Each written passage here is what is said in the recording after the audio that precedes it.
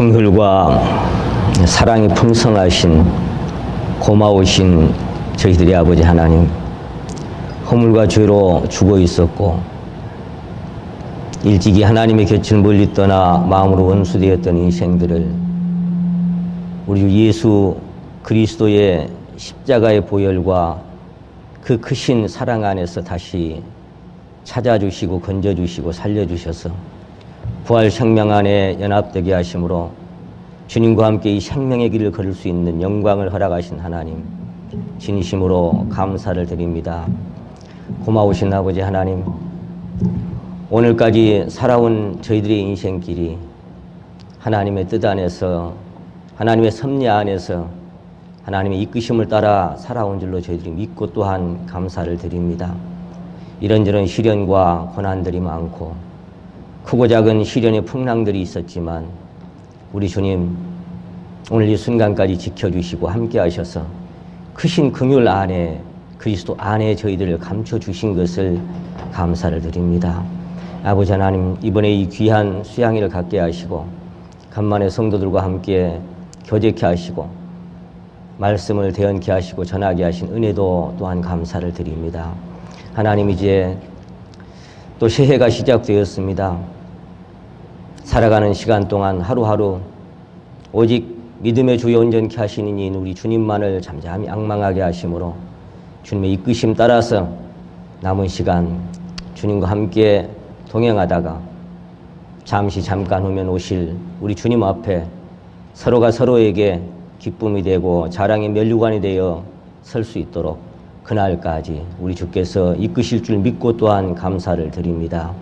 고마우신 주님, 오늘 이 시간 무익한 자가 이 자리에 섰습니다. 하나님께서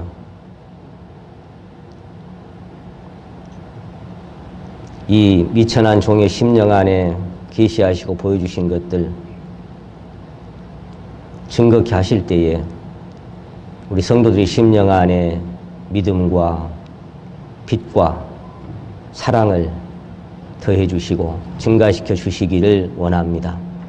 온전히 주 성령께만 의탁드리오며 예수님의 이름으로 기도 올리옵나이다. 아멘. 인사드리겠습니다. 반갑습니다. 함께 성경 말씀이 시편 37편 말씀.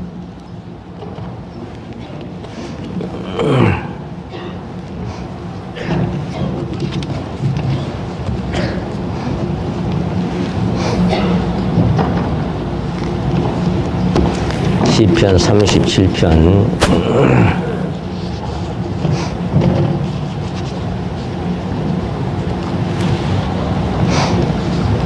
7절 8절 말씀만, 시편 37편 7절 8절 말씀만 제가 읽겠습니다. 여호와 앞에 잠잠하고 참아 기다리라. 자기 길이 형통하며 악한 꾀를 이루는 자를 인하여 불평하여 말지어다. 분을 그치고 노를 버리라. 불평하여 말라. 행하게 치우칠 뿐이라. 아멘. 오늘은 잠잠하라는 주제로 말씀을 드리게 되었습니다. 오늘 새해 첫날 아침 주일입니다. 참 이런 시간을 저희들이 기다렸지만 또 하나님께서 하나님의 섭리 안에서 오늘까지 이모저모로 대면치 못하고 살아온 세월들이 길었습니다. 어쨌거나 모든 것이 하나님의 섭리 안에서 오늘까지 이루어져 왔기 때문에 원망도 불평도 할 수도 없고 또 해서 뭐 하겠습니까? 하여간 감사한 시간들로 이끌어 주셨고 또 앞으로도 그렇게 이끌어 주실 줄로 믿습니다. 이 시간이 끝나면 또 이제 돌아가실 텐데요. 제가 수양의 준비 모임으로 이제 선발대로 먼저 와가지고 함께 말씀을 나눌 때 그런 말씀을 드렸습니다. 우리 수양에 오신 모든 분들이 그저 왔다 그저 가는 시간이 아니라 심령에 하나님의 비추심을 얻고 자기 신앙의 현주소도 발견하고 또 나아갈 방향도 분명히 보고 또 또 그렇게 가는 수양이가 되기를 바라는 그런 마음이 참 간절했습니다. 잠잠하라 이렇게 제목을 정해서 말씀을 드리려고 하니까 좀 오해의 소지도 있을 것 같다 그런 생각이 들어서 이 잠잠하라고 하는 것은 어떤 부분에서 잠잠해야 할지를 여러분이 좀 오해하지 않고 들으셨으면 좋겠다 그런 생각이 들었습니다. 우리 이제 때를 얻든지 못 얻든지 듣든지 아니 듣든지 늘 복음을 전하라고 성경은 말씀하셨고 그런 부분에 대해서 우리가 잠잠하면 안 되겠죠. 교제도 나눠야 하고 또 듣는 자들에게 은혜를 끼치는 말로 서로 은혜를 끼치게 하고 또 서로 위로하는 말도 많이 해야 되고 격려하는 말도 많이 해야 됩니다. 근데 여기 지금 방금 말씀하신 것처럼 잠잠하라 그 부분은 분을 그치고 노를 버리라 불평하여 하지 말라 그렇게 말씀하셨기 때문에 원망하거나 불평하거나 상처 주는 말이나 수군거리는 말이나 비방하는 말들을 그치고 교만하고 다툼을 일으키는 말들이나 어리석은 말들을 그치고 잠잠해야 할 때가 있겠죠. 근데 이제 오늘은 포인트를 어디다가 맞춰서 말씀을 드리고 싶냐면은 지금까지 내게 허락하신 모든 환경과 모든 삶의 걸음걸음마다 그것이 내 뜻대로 걸어왔던 길이 아니라 하나님께서 허락하신 길이라고 인정한다면 또 내가 살아가야 할 모든 날들이 그렇게 하나님의 손 안에서 조율되고 있다는 사실이 마음에 인정되고 살아간다면 우리는 하나님 앞에서 잠잠하게 그 모든 삶을 받아들이고 순응하고 감사해야 할 줄로 압니다. 이제 그런 차원으로 오늘 잠깐 말씀을 대언하기를 원합니다. 아까도 우리가 찬양을 드렸습니다마는 하나님의 손 안에서 우리 삶이 조율되고 있다는 사실을 인정하는 사람들은 잔 기용 자매님이 영혼의 풋풋이라고 하는 책에서 그런 말을 했던 것을 제가 항상 기억하고 있습니다. 하나님으로 하여금 너를 운반하게 하라. 하나님으로 하여금 네 삶을 운반하게 하라. 그렇게 말했던 것이 기억이 나고 항상 그 부분이 제 심령 안에 감사함으로 남아 있습니다. 우리의 삶을 하나님이 조율하시고 하나님이 이렇게 이끌어 가시는 대로 운반하게 하시는 대로 우리는 그렇게 운반될 뿐이다. 그런 이야기입니다. 이 잠잠하라 이 이야기는 다른 말로 하면은 고요하라 그런 이야기입니다. 침묵하라 그런 이야기도 되겠고 또 다른 의미로는 주권을 인정하라 그런 뜻도 내포되어 있다 그렇게 생각이 듭니다.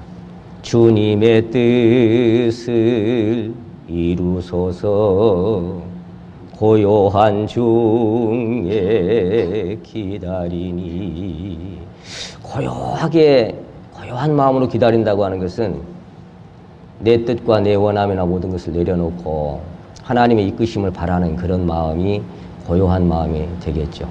모든 염려나 모든 짐들이나 모든 근심 걱정을 그분의 장중에 다 맡겨드리고 살든지 죽든지 주님의 뜻대로 하십시오. 그렇게 기다리는 마음이 고요한 마음이 되지 않을까 그렇게 생각이 됩니다. 일찍이 몰리노스 형제님은 세 종류의 침묵에 대해서 언급한 적이 있습니다. 첫째는 말의 침묵이고 두 번째는 욕망의 침묵이고 세 번째는 생각의 침묵이다 그렇게 말씀하셨는데 말의 침묵 첫 번째는 완전합니다. 둘째는 좀 더 완전합니다. 셋째는 가장 완전합니다. 그렇게 말한 것을 기억합니다. 잠잠하다, 침묵하다, 고요하다. 하나님의 뜻 안에서 조율되고 있다는 사실을 인정하는 사람도 그렇게 할 수밖에 없겠지만 또 한편으로 본다면 죽은 자는 잠잠합니다. 침묵합니다. 말이 없습니다.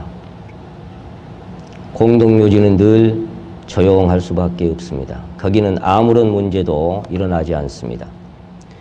무시하거나 욕하거나 저주해도 그들은 반응하지 않습니다. 왜냐하면 그들은 죽었기 때문입니다. 잠잠합니다.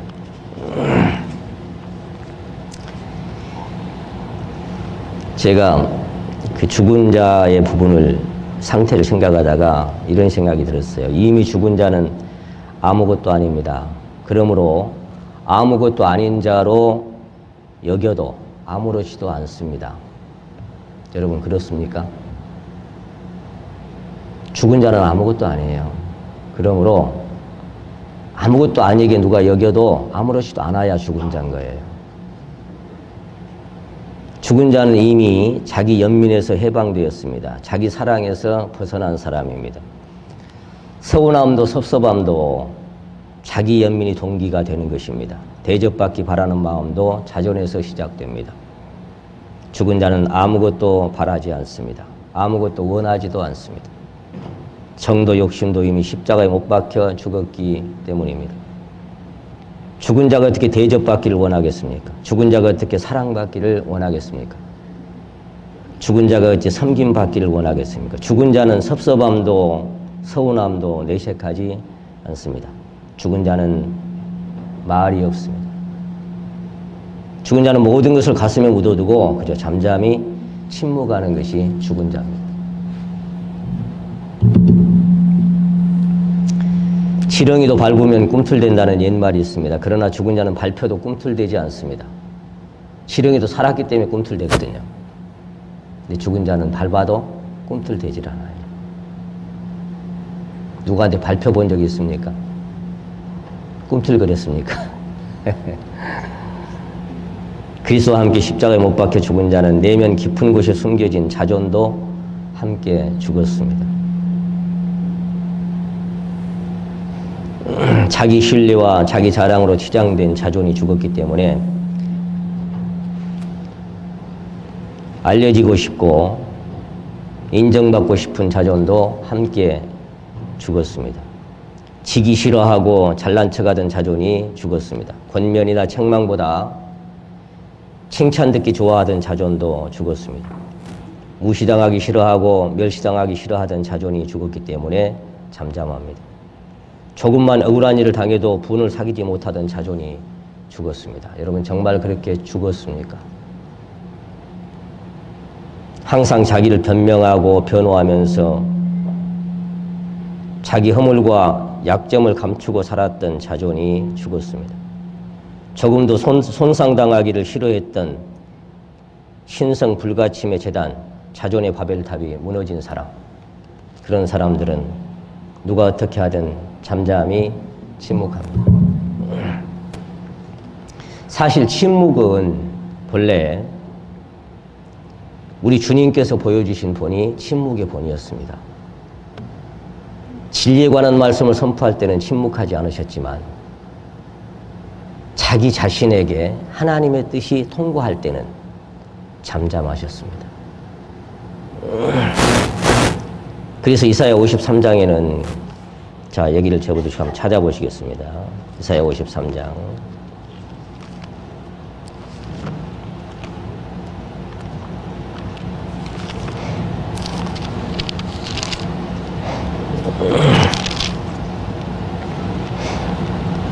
칠 절 말씀 보십니다. 이사야 53장 7절입니다. 그가 곤욕을 당하여 괴로울 때에도 그 입을 열지 아니하였으며 마치 도수장으로 끌려가는 어린 양과 털 깎는 자 앞에 잠잠한 양같이 그 입을 열지 아니하였도다.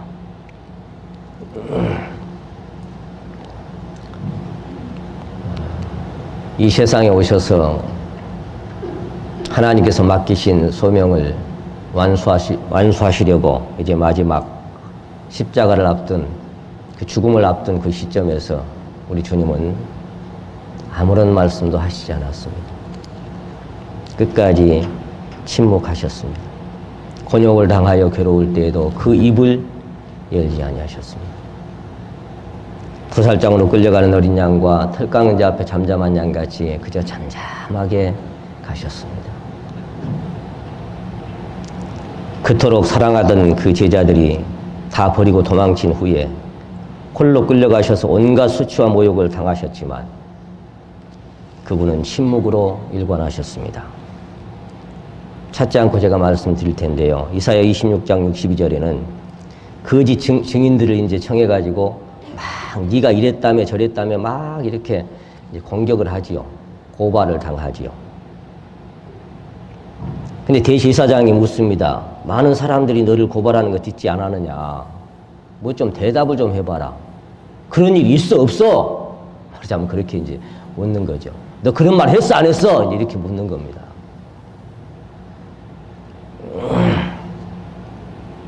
근데 그렇게 기록되어 있어요. 대제사장이 예수께 묻되 아무 대답도 없느냐. 이 사람들이 너를 치는 증거가 어떠하뇨 하되 예수는 잠잠하시거늘. 뭐라고 변명을 좀 하면 좋겠는데 아무런 대답도 안 하십니다.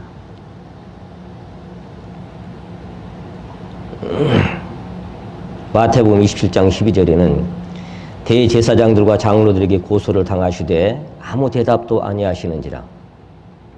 빌라도가 또 묻습니다. 빌라도의 법정에서도 뭐라고 얘기를 해봐라 좀. 근데 예수는 잠잠하시거늘. 그렇게 기록되어 있습니다. 마가복음 14장 60절에는 잠잠하고 아무 대답도 아니하시거늘. 그렇게 기록되어 있어요. 아무런 대답도 안 하십니다. 조금만 억울한 일을 당해도 분을 사귀지 못하고 변명하고 항변하는 우리네 인생의 모습과는 얼마나 대조적인지 모릅니다. 아무 말씀 안 하셨습니다. 그분은 욕을 받으시되 대신 욕하지 아니하시고 고난을 받으시되 위협하지 아니하시고 오직 공의로 심판하시는 자에게 부탁하셨으며 아무 말씀 안 하십니다. 너 나중에 보자. 그런 말씀 안 하셨어요. 사도 베드로가 그렇게 베드로전서 2장에서 증언하고 있습니다. 왜 그렇게 하셨을까요? 어떻게 그렇게 하실 수가 있었을까요? 그것은 창세 전부터 태초부터 영원 전부터 이루시려고 하신 하나님의 구속의 역사를 이루시기 위한, 그래서 나를 사랑하사 나를 위하여 자기 몸을 버리시려고 오셨기 때문에 그것을 이루시기 위해서 그렇게 하신 것입니다. 또 하나는 앞에 있는 즐거움을 얻으려고 존귀와 영광으로 관쓰시기 위해서 그 길을 참고 가셨다라고 히브리서 12장은 기록하고 있습니다. 또 하나는 우리에게 그런 본을 끼쳐서 우리가 그 자취를 따라갈 때 십자가를 지고 주님을 쫓아가는 길이 얼마나 침묵하고 잠잠해야 할 때가 많은지를 본으로 보여주셨다라고 저는 믿습니다. 그러나 분명한 핵심적인 이유는 뭐냐? 그분이 그렇게 잠잠히 침묵하실 수 있었던 것은 그것이 자신을 향한 하나님의 뜻임을 인정하고 그 뜻에 순종하셨기 때문입니다. 그래서 히브리서 10장 7절에는 하나님이여 보시옵소서 두루마리 책에 기록한 것과 같이 하나님의 뜻을 행하러 왔나이다. 그 두루마리 책이 어디냐? 이 이사야서 53장과 예수님의 대해서 예언한 109가지 모든 예언들을 말씀하고 있는 것입니다. 그 두루마리 책에 어떻게 기록되어 있는지 여기 잠깐 10절을 보시겠습니다. 이사야 53장 10절입니다. 여호와께서 그로, 자 그는 예수님입니다. 10절 다시 읽겠습니다. 여호와께서 그로 상함을 받게 하시기를 원하사 질고를 당케 하셨은즉 그 영혼을 속건 제물로 드리기에 이르면 그가 그 씨를 보게 되며 그날은 길 것이요 또 그의 손으로 여호와의 뜻을 성취하리로다. 하나님이 그분에게 상함을 받게 하시기를 원하셨어요. 질고를 당케 하시기를 원하셨어요. 그게 영원 전부터 작정하신 그리스도를 향하신 아버지의 뜻이었습니다. 그분이 상하고 죽어가는 것을 영원 전부터 계획하셨던 겁니다. 그러니까 우리가 타락할 것도, 우리가 하나님 것을 떠날 것도 아셨고, 그리고 어떻게 그들을 찾아오실 것도 아셨고, 영원 전부터 이 계획을 세웠던 것입니다. 그래서 이 다른 성경에 보시면 이렇게 버전이 되어 있어요. 주께서 그를 상하게 하시기를 기뻐하시고 고통을 당케 하시기를 기뻐하셨더라. 이렇게도 기록되어 있고, 또 다른 성경에는 그가 상처 입은 것을, 상처 입는 것을 기뻐하사 고난을 당하게 하셨더라. 그렇게 말씀하셨고, 또 다른 성경에는 그에게 상처를 입히고 고통을 준 것이 여호와의 뜻이었더라. 또는 그가 고난을 당하고 상한 몸으로 죽어가는 것을 여호와께서 선한 뜻으로 여기셨더라. 이렇게 되어 있습니다. 그가 고통을 당하고 상함을 당하고 죽어가는 것을 하나님이 기뻐하셨대요. 그러니까 예수님은 누가복음 18장을 비롯해서 여러 군데에서 자세하게 디테일하게 자기의 갈 길을 말씀하셨습니다. 나는 예루살렘으로 가는데 사람들이 나를 끌고 가서 가시관 씌우고 채찍을 때리고 못 박아 죽일 것이다. 근데 살아날 것이다.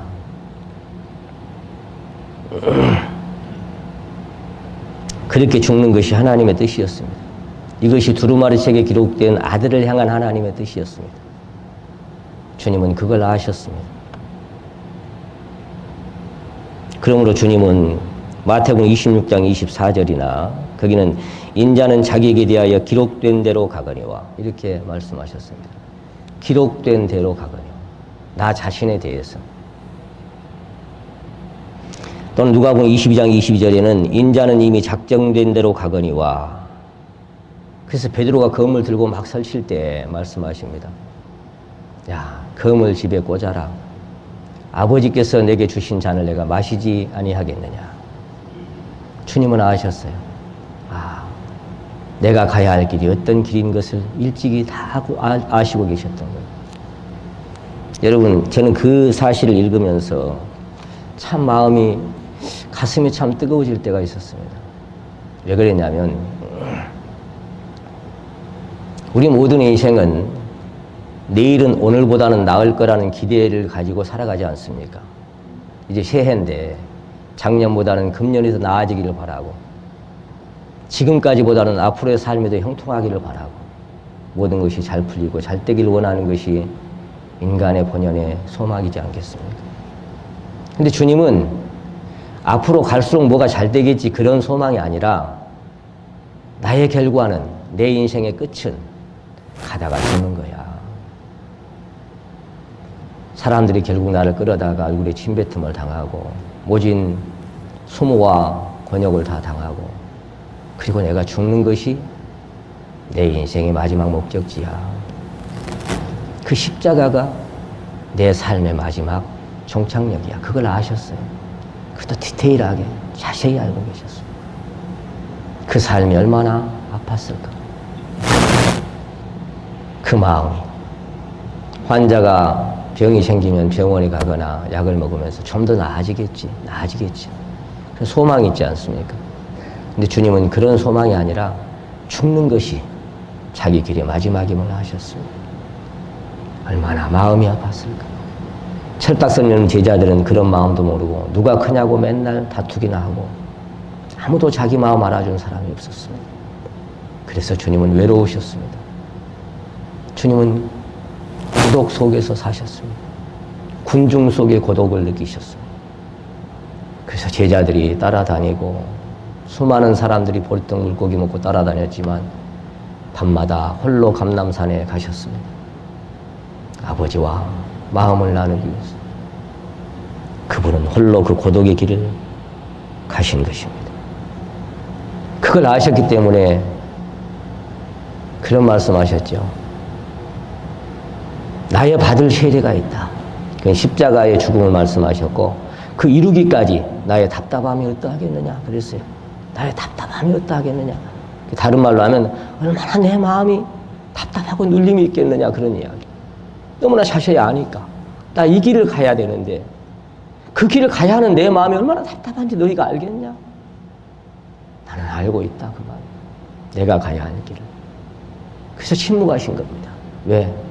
내가 이렇게 가는 것이, 내가 이렇게 죽어가는 것이 아버지의 뜻인 줄을 알기 때문에 그 뜻에 순응하는 겁니다. 어떻게? 잠잠히. 검을 집에 꽂아. 검 빼들고 설치지 마. 그냥 받아들이고 아버지 주신 잔을 그냥 마시면 되는 거예요. 기록된 대로, 작정된 대로 가는 것입니다. 자신의 삶이 하나님의 뜻과 섭리 안에서 조율되고 있다는 사실을 겸허히 인정하고 받아들인 자는 그 삶의 물결을 거스리지 않습니다. 그 삶의 물결을 거스리려고 반항하지 않습니다.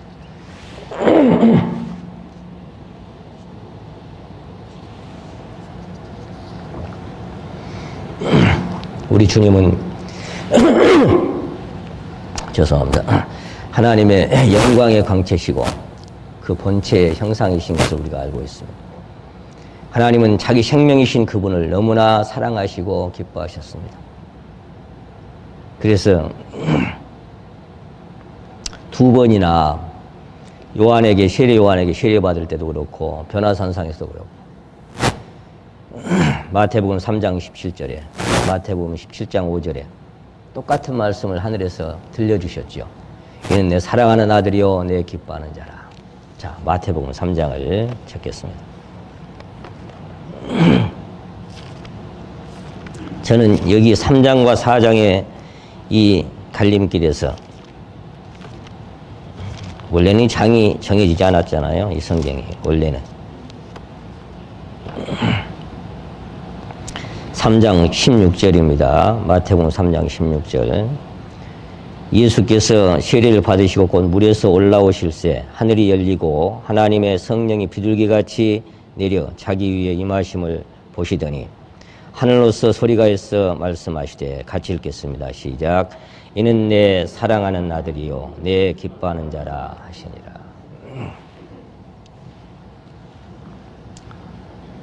하나님께서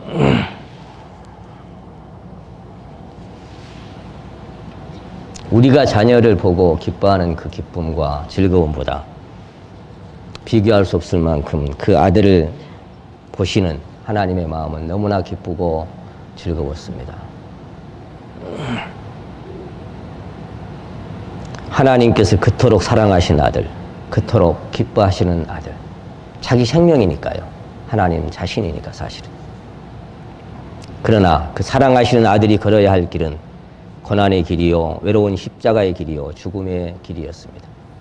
그 기뻐하는 아들에게, 그 사랑하는 아들에게 허락하신 길. 곧바로 4장이 시작되죠. 4장 1절 2절을 같이 함께 읽겠습니다. 시작. 그때 예수께서 성령에게 이끌리시어 마귀에게 시험을 받으러 광야로 가사 40일을 밤낮으로 금식하신 후에 줄이신지라.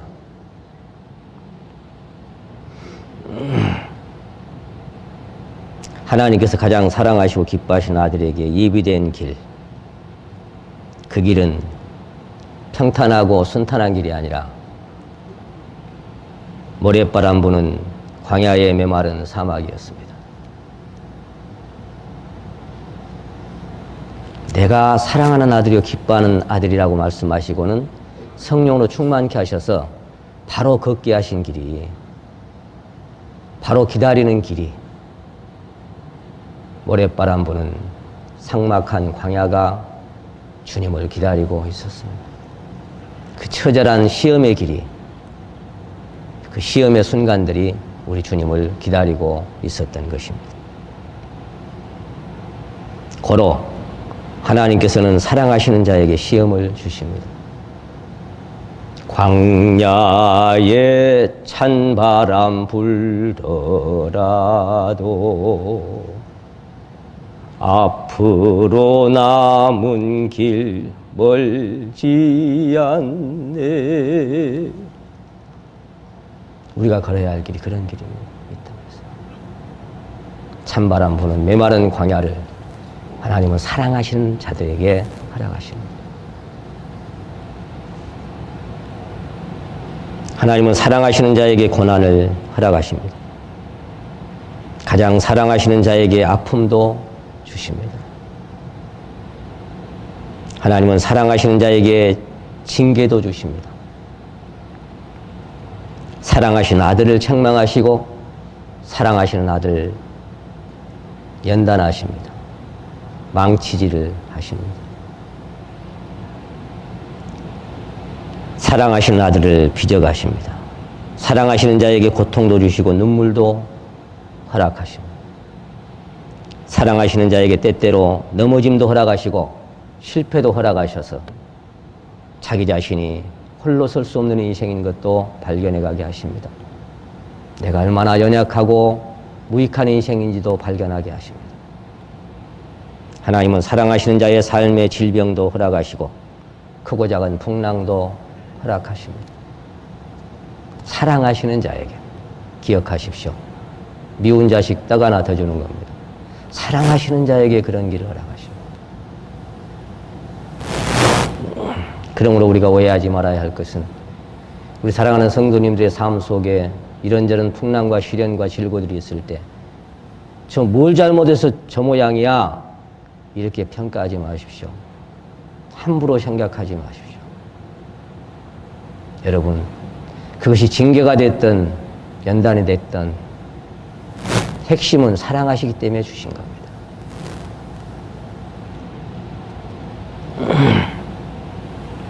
그래서 성경은 시편 34편 19절에 의인은 고난이 많으나 여호와께서 그 모든 고난에서 건져주신다라고 말씀하셨습니다. 의인은 고난을 비껴갈 것이다 말씀하셔야 되는데 안 그래요. 의인은 고난이 많다 그렇게 말씀하셨습니다. 시편 37편 24절에는 저는 넘어지나 아주 엎드러지지 아니하면 여호와께서 그 손으로 붙들어 주시미로다. 넘어지지 않아야 될 텐데 넘어진다고 말씀하셔. 저는 넘어질 거다. 그런데 끝까지 엎드려져서 일어나지 못할 만큼 그렇게는 안 해. 하나님은 손으로 다시 손잡아 주시고 일으켜 주실 거야. 그런 이야기. 그래서 잠언 24장 14절에는 대저 의인은 7번 넘어질지라도 다시 일어나거니와 이렇게 말씀하셨습니다.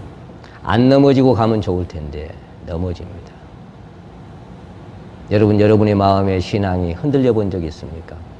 저는 의심의 골짜기까지 걸어봤습니다. 사망이 멍청한 골짜기도 있고 눈물 골짜기도 있는데 저는 의심의 골짜기도 갔다 왔습니다. 진짜 하나님이 계시는 거야? 계시기는 하는 거야? 그런 자리까지도 가봤습니다. 우리가 믿음이 있다고 하지만 그다시 하나님 만한 믿음, 글쎄요.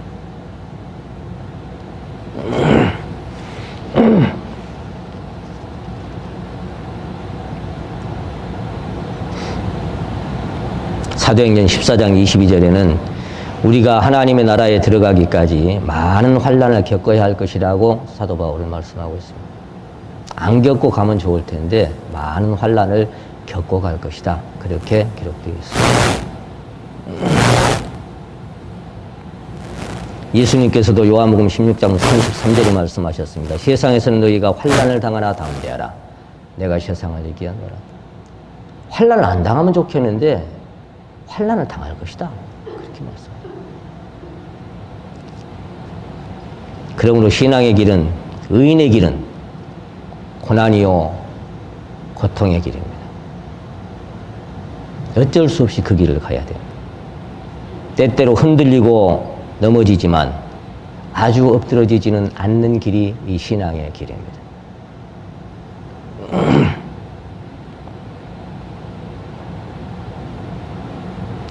그러나 그 넘어짐에는, 그 흔들림에는, 그 질고와 시련과 풍랑 속에는 반드시 하나님의 뜻이 내재되어 있습니다. 그냥 겪지 않습니다. 손해보지 않으십니다. 하나님은 결코 손해를 보지 않습니다. 반드시 그 일을 통해서 유익을 얻으시는 것입니다. 그래서 예레미야는 주께서 인생으로 고생하게 하심이 본심이 아니라고 말씀하셨습니다. 누가 사랑하는 자식에게 고생하고 근심하는 길을 주고 싶겠습니까? 근데 그런 길을 주시는 거예요. 근데 그것은 본심이 아니야. 원래 하나님이 원하시는 마음이 아니야. 근데 왜 그래요? 본심이 아니라는 것은 어떤 의미가 있다, 그런 이야기입니다. 참새 한 마리가 땅에 떨어지는 것도 하나님 허락지 아니하시면 떨어지지 않는다라고 말씀하셨습니다. 내게 당한 모든 것은 하나님이 허락하신 것들입니다.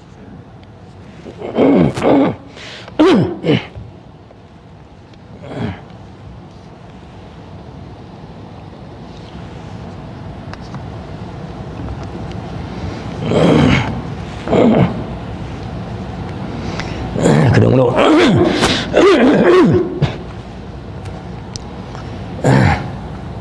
제가 이렇게 목이 안 좋아서 이렇게 할 때마다 어떤 성도님이 그 이방인에게 복음을 전하려고 이제 말씀을 같이 듣는데 그분이 하셨다는 이야기가 항상 마음에 걸려요. 그 목사 담배부터 끊으라 그래라. 그런 얘기가 저 담배 펴서 그런 거 아니거든요. 미안합니다. 이렇게 시원찮아서. 성도의 삶에 우연이란 없습니다. 이것도 우연이 된 게 아니에요. 그래서 하나님이 저를, 제가 가장 자신 있는 것 중에 하나가, 제가 자신 있는 게 별로 없어요. 죽은 개 같은 인생에 뭔 자신 있는 게 있겠어요. 근데 그 중에 하나가 목소리였어요. 목소리. 그러나 목소리 하나는 괜찮다, 그런 생각을 하고 살았거든요. 근데 어느 날 보니까 그거마저도 다 무너지더라고요. 설교단상에 설려면 항상 물 마시고 하고 이렇게 올라서는데, 그래도 여전히 또 이렇게 돼요. 이제 그거마저도 다 꺾어져서 눈꽃만큼도 자신 있는 게 없습니다. 하나도 그런 게 없어요. 갈수록 자신이 없어져요. 하여간 우연이란 없습니다. 히브리서 5장 8절에는 그가 아들이시라도 받으신 고난으로 인하여 온전케 되셨다라고 말씀하셨습니다. 아들이시라도 우리와 똑같이 혈육을 가지셨기 때문에 통과해야 하는 고난의 공과가 있었던 것입니다. 그래서 그 공과를 통해서 그분은 온전한 길로 가셨다라고 그렇게 기록되어 있습니다. 히브리서 2장 10절에는 저희 구원의 주를 고난으로 말미암아 온전케 하심이 합당하다라고 기록되어 있습니다. 그분이 뭐 온전케 되실 게 뭐가 있겠어요. 근데 고난으로 말미암아, 고난을 통해서, 고난의 공과를 통해서 온전하게 되셨다라고 성경은 기록하고 있습니다. 하물며 오늘 우리가 고난을 겪지 않고 시험과 고통과 눈물의 골짜기를 통과하지 않고 어떻게 온전하게 빚어질 수가 있겠습니까? 지인 에드워드 형제님이 얘기했던 것처럼 산속에 있는 단단한 화강암이 따사로운 봄바람이나 꽃향기나 부드러운 빗방울을 통해서 변화된 적을 본 적이 있느냐? 결코 그런 일은 일어나지 않는다.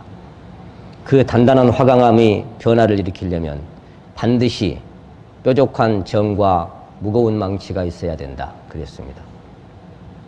마찬가지 원리로 어떤 성도가 평탄하고 모든 것이 잘 나가고 건강하고 그런 삶을 통해서 변화된 것을 본 적이 있느냐? 결코 그런 일은 일어나지 않는다. 반드시 정과 망치를 맞아야 쪼개지는 것처럼 마음이 찢어지고 쪼개지는 아픔을 통해서만이 그 사람은 변화될 수밖에 없는 것입니다.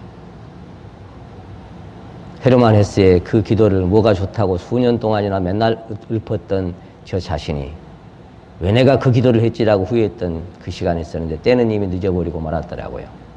주여 저를 절망케 해주소서. 주여 저를 절망케 해주소서.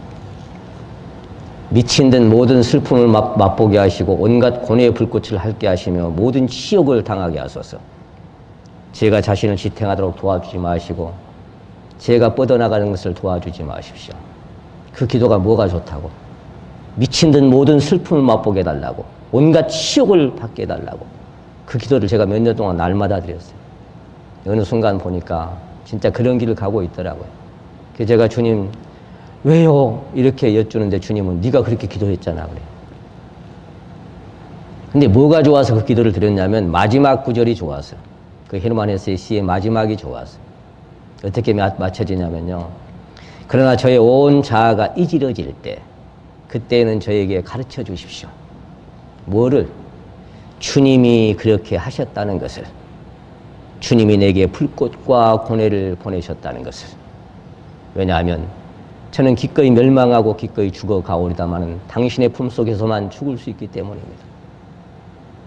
그거 하나면 됩니다. 주님, 주님이 그렇게 하셨군요. 이게 주님의 손길이었군요.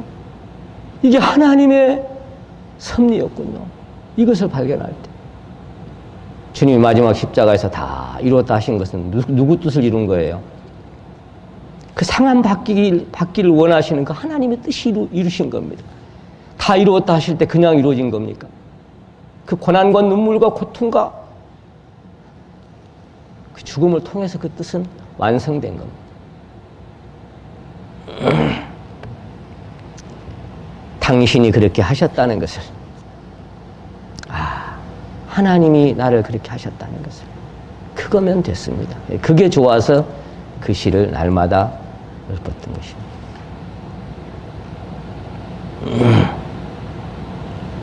사도 베드로는 하나님께서 잠깐 고난을 받은 너희를 친히 온전케 하시며 굳게 하시며 강하게 하시며 터를 견고케 하시리라고 베드로전서 5장 10절에 말씀하고 있습니다. 고난을 안 받은 상태에서 온전케 하시고 굳게 하시고 강하게 하시고 터를 견고케 하시면 참 좋으련만 안 그래요. 고난을 통해서 누구를? 사랑하시는 사람들을. 그 고난을 통해서 그 고난의 공과를 통과하게 하시면서 이 사람을 온전케 가시고 굳게 하시고 강하게 하시고 터를 견고케 해 가신다는 겁니다. 왜 그래요? 왜? 그렇지 않으면 인생이 하나님의 손에서 그렇게 빚어지지 않으면 인생이 남는 건 교만과 자존밖에 남는 게 없어요. 하나님 앞에 가까이 갈 것 같습니까? 형통한 길이 주어지면 천만의 말씀. 배부르고 등 따시면 하나님을 모른다, 여호와가 누구냐, 그렇게 될까봐 두렵다. 그 아굴의 기도가 우리 모든 사람의 심령 안에 사실은 경계해야 할 부분들입니다. 다윗은 그래서 우리가 불과 물을 통과하였더니 주께서 우리를 끌어내사 풍부한 곳에 들이셨다라고 노래했습니다. 시편 여러분 잘 아시는 66편 10절입니다. 불과 물을 통과하지 않고 풍부한 곳에 가면 안 됩니까? 안 그래요. 광야를 통해서 가나안이고 불과 물을 통과해서 풍부한 곳에 가는 겁니다. 통과할 수밖에 없습니다. 정금이 순도를 더해가는 것은 불에 더 많이 들어갔다 나와야 순도가 더해갑니다. 여러분, 금이 더 가치가 있냐 없냐는 99.9999 하다가 그 마지막에 9자를 계속 더 붙여갈수록 그 순도가 더해가고 가격이 올라갑니다. 근데 그 9999가 그 마지막에 9자가 하나 더 붙여지려면 그냥 되는 게 아니에요. 불에 더 들어가서 망치로 더 때려서 찌꺼기가 재질 때마다 9자가 더 올라가요. 그렇지 않으면 절대로 그 9자가 증가되지 않습니다. 여러분 심령 안에 그리스도가 증가되는 것은 저와 여러분이 그 불과 물을 통과할 때 비로소 그 가치를 더해가는 겁니다. 그렇지 않으면 그 가치가 증가되지가 않습니다. 그래서 그렇게 하신 겁니다. 어쩔 수 없는 그런 인생이 저 자신이고 여러분은 잘 모르겠습니다. 그래서 다윗은 시편 119편 71절에서 고난당한 것이 내게 유익이었다라고 훗날 간증하고 있습니다. 이사야 선지자는 보옵소서 큰 고통을 내게 더하신 것은 내게 평안을 주려 하시려고 그렇게 하셨다라고 이사야 28장에 자백하고 있습니다. 욥기 23장 10절에서 나의 가는 길을 오직 그가 하시나니 그가 나를 단련하신 후에는 내가 정금같이 나올 것이라고 소망했습니다. 그 눈물 나는 고통 속에서 한 가지를 소망하고 살았습니다. 나는 내가 걷고 있는 이 골짜기가 어떤 골짜기인지 몰라. 그러나 하나 내가 아는 것은 이 공과를 통과하고 나서 이 불길을 통과하고 나서는 하나님이 나를 정금처럼 빚어내실 것이라고 하는 그 소망 하나로 살았습니다. 그 길을 갔습니다. 사도 바울은 우리의 잠시 받은 환난에 경한 것이 지극히 크고 영원한 영광에 중한 것을 우리에게 이루게 하려고 하나님이 환난을 겪게 하셨다라고 고린도후서 4장 17절에 기록하고 있습니다. 여기서 우리가 주목해 봐야 할 것은 잠시와 영원입니다. 잠시 받는 환난에 경한 것이 지극히 크고 영원한 영광에 중한 것을 이루기 위함인데 그 지극히 크고 영원한 영광에 가기 위해서는 잠시 받는 환난이 반드시 통과해야 할 공과가 있다. 그런 이야기입니다. 그 잠시 받는 세상에서의 환난과 공과가 지나가지 않으면 영원한 영광에 중한 것이 이루어질 수 없기 때문에 사랑하는 자들에게 그 공과를 허락하실 수밖에 없는 것입니다. 흔히 우리가 자주 쓰는 말이 No cross, no crown. No cross, no glory. 십자가 없이는 면류관도 없고 십자가 없이는 영광도 없다. 그런 뜻입니다. 십자가 없는 곳에는 면류관도 영광도 없습니다. 죽음이 없는 곳이 어떻게 부활이 있겠습니까? 항아리가 토기장의 손에 있는 것 같이 너희가 내 손 안에 있느니라 그랬어요. 근데 예레미야가 보니까 그걸 부셔버렸죠, 항아리를. 부시는 이유가 뭐였어요? 그 다음에 기록된 말씀이 그렇습니다. 그것으로 토기장에 원하는 대로 다른 그릇을 만들더라 그랬어요. 안 깨지고 덧붙여 좀 만들면 안 돼? 안 그래. 망치로 부셔버리고 그걸 가지고 다시 만들더라 그랬어요. 왜 자꾸 부수어? 왜 자꾸 붕괴되게 만들어 나를?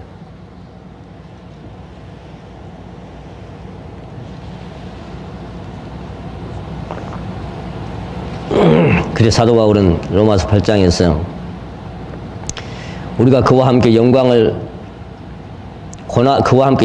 받기 위해서 고난도 받아야 된다. 그렇게 말씀을 하시면서 생각건대 현재의 고난은 장차 우리에게 나타날 영광과 좋게 비교도 할 수가 없다. 그렇게 말씀하셨습니다. 그 나타날 영광을 주시고 싶은데 이 고난의 무게만큼 그 영광의 무게도 큰 겁니다. 그 사랑하는 자에게 영광을 주시려면 어떻게 해야 되겠어요? 그 고난의 무게를 더해야 되겠지. 당연한 것입니다. 그러므로 사도 야고보는 야고보서 1장에서 말씀하셨습니다. 너희가 여러 가지 시험을 만나거든 온전히 기쁘게 여겨라. 그렇게 말씀하셨습니다. 한두 가지도 아니고 여러 가지 시험을 만나는데 기뻐하래. 왜 그래요?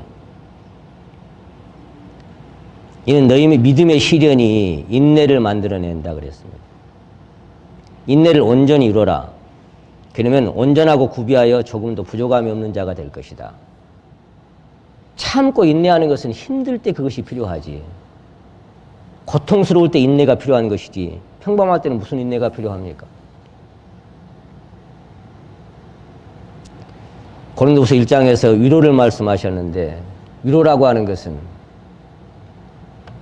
눈물 나고 외롭고 슬플 때 위로가 필요한 겁니다. 하나님의 위로가 필요한 사람들은 그런 사람들입니다. 잘 나가는 사람에게 무슨 위로가 필요합니까? 사도 바울은 자기에게 그 많은 환난을 주신 것은 하나님의 위로를 받게 하시려고 주셨다고. 그리고 결과는 그렇게 하나님께 받은 위로로서 다른 사람들이 힘들고 환난과 고난의 일을 할 때 위로해 주게 하려고, 위로자가 되게 하시려고.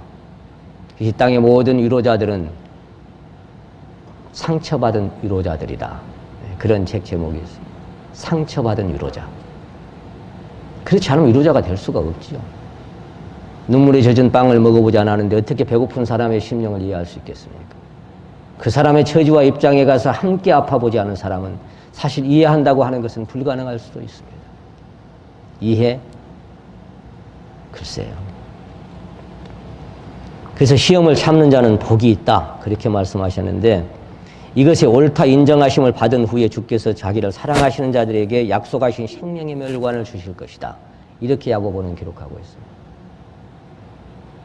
있습니다. 아니, 한번 생각해 보세요.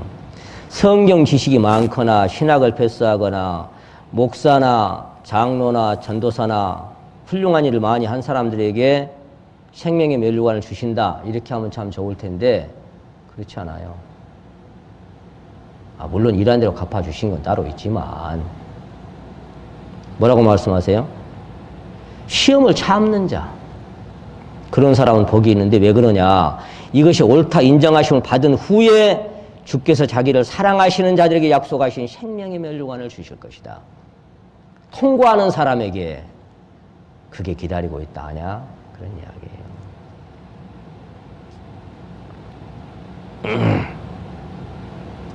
여기 한 가지 우리가 주목해 볼 것은 주께서 자기를 사랑하시는 자들에게 이랬습니다. 자기를 사랑하시는 자들에게. 베드로에게 물었던 최종 질문이 그거였습니다. 네가 나를 사랑하느냐? 제가 한때는 사도 바울이 디모데후서 4장 6절에 기록된 관제와 같이 벌써 내가 부음이 되고 나의 떠날 기약이 가까웠도다. 내가 선한 싸움을 싸우고 달려갈 길을 마치고 믿음을 지켰으니 이제 후로는 나를 위하여 의의 멸관이 예비되어 있다. 이렇게 그 자백했던 말이 내 간증이기를 원했고 늘 또 그렇게 자신만만하게 살았던 때도 있었어요. 어느 날 보니까 다 흔들려 버리더라고요. 그런 자신 있는 소망도 제게는 없습니다. 그래서 요즘은 그래요. 고적하고 쓸쓸한 빈들판에서 희미한 등불만 밝히어 놓고 오실 줄만 고대하고 기다리오니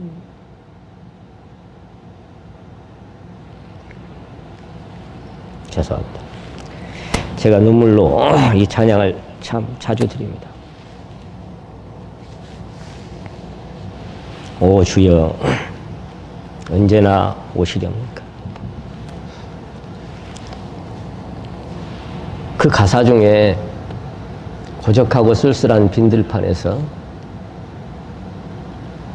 자신 있게 나 선한 싸움 잘 싸우고 믿음 지켰고 달려갈 길 마쳤다.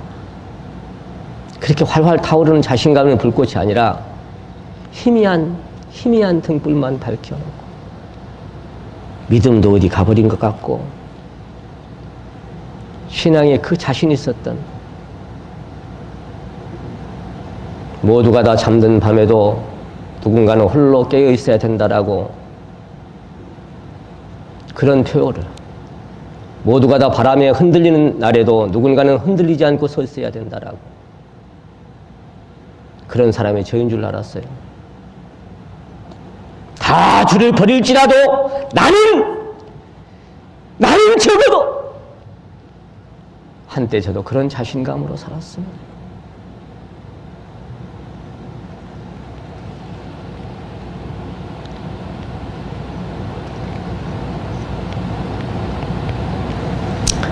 근데 어느 날 보니까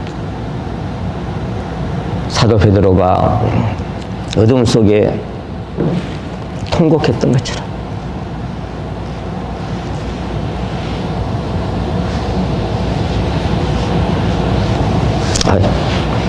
미안합니다. 이러려고 했던 건 아닌데요. 저도 어둠 속에 쓰러져서 혼자 울고 있더라고요.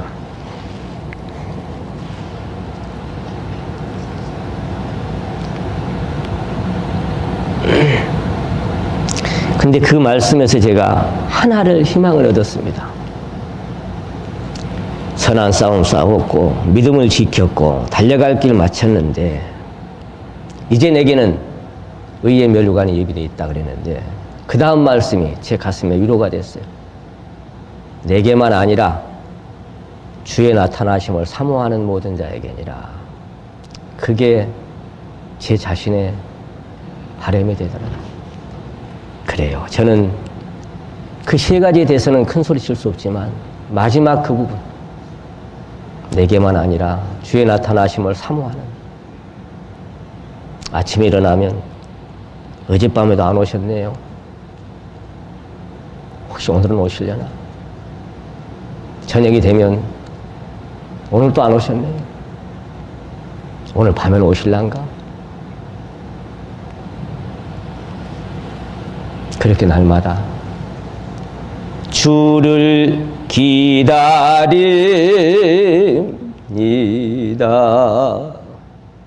주를 기다립니다. 어제도 오늘도 주님 생각에 하루를 보냅니다. 주님 품 안에 안아주실까? 글쎄요. 꼭 내치실 것만 같아요. 그래도 기다려집니다.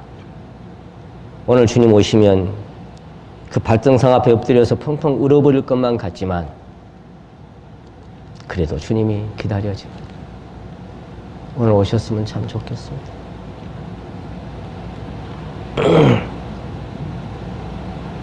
사도 베드로는 베드로전서 1장 6절에서 말씀하셨습니다. 그러므로 너희가 이제 여러 가지 시험을 인하여 잠깐 근심하게 되지 않을 수 없었으나 오히려 크게 기뻐함은 너희 믿음의 시련이 불로 연단하여도 없어질 금보다 더 귀하여 예수 그리스도에 나타나실 때의 칭찬과 존귀와 영광을 얻게 하려 함이라.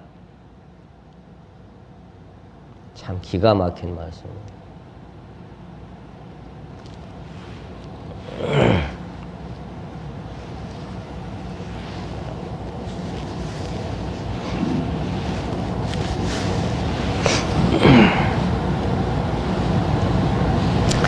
성경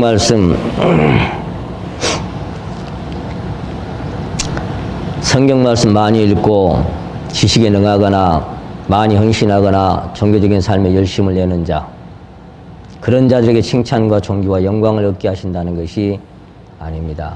이 말씀을 자세히 보면 이런저런 아픈 시련과 시험을 통과하면서 찢기가 재해지고 전능자의 뜻 안에서 정금같이 빚어진 자들에게 칭찬과 존귀와 영광을 얻게 하신다라고 말씀하셨습니다. 잠깐 근심했다. 이런저런 고통 때문에 하나님 어찌하여라고 부르지도 보지만 결과적으로 하나님의 뜻은 뭡니까? 오히려 기뻐한다. 크게. 왜? 믿음의 시련이 불로 연단하여도 없어질 금보다 더 귀해서 예수 그리스도 다시 오실 그때에 칭찬과 존귀와 영광을 얻는 순간이 될 것이다. 누구에게? 그 시련과 눈물의 골짜기를 통과하는 자들에게 하나님은 칭찬과 영광과 존귀를 주님 만날 때 주신답니다. 사랑하는 성도 여러분, 아픔이 있습니까? 우리 너무 낭망하지 마십시다.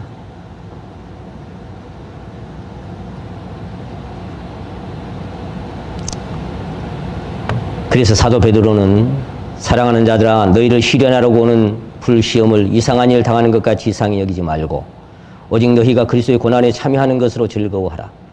이는 그의 영광을 나타내실 때에 너희로 즐거워하고 기뻐하게 하려 하십니다. 왜 이러지? 저도 그럴 때가 참 많았어요. 하나님 내게 왜 이러시지? 하나님 내게 왜 이러시지?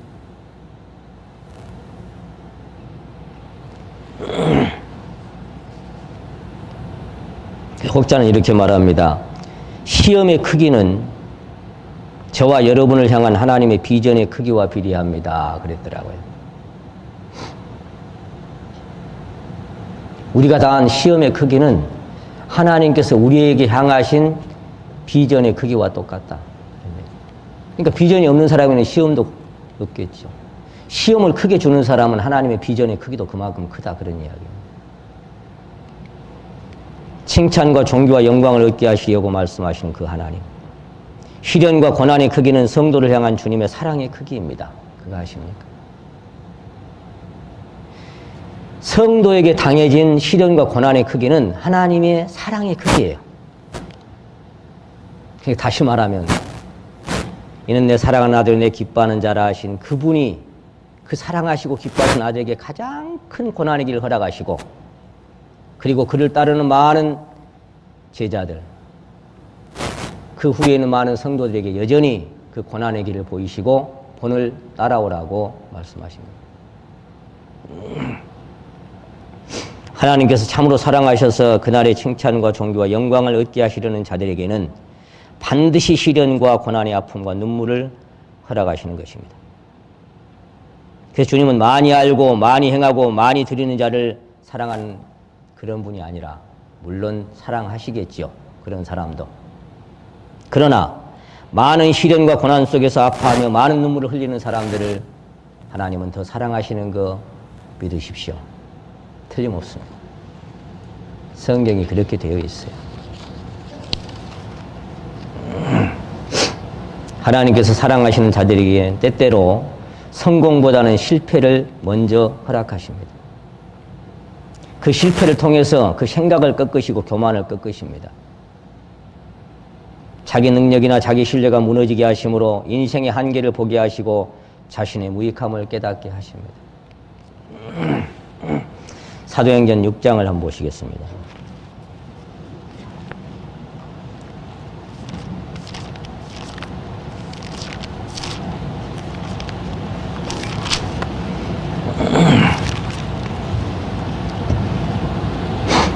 육장 38절입니다.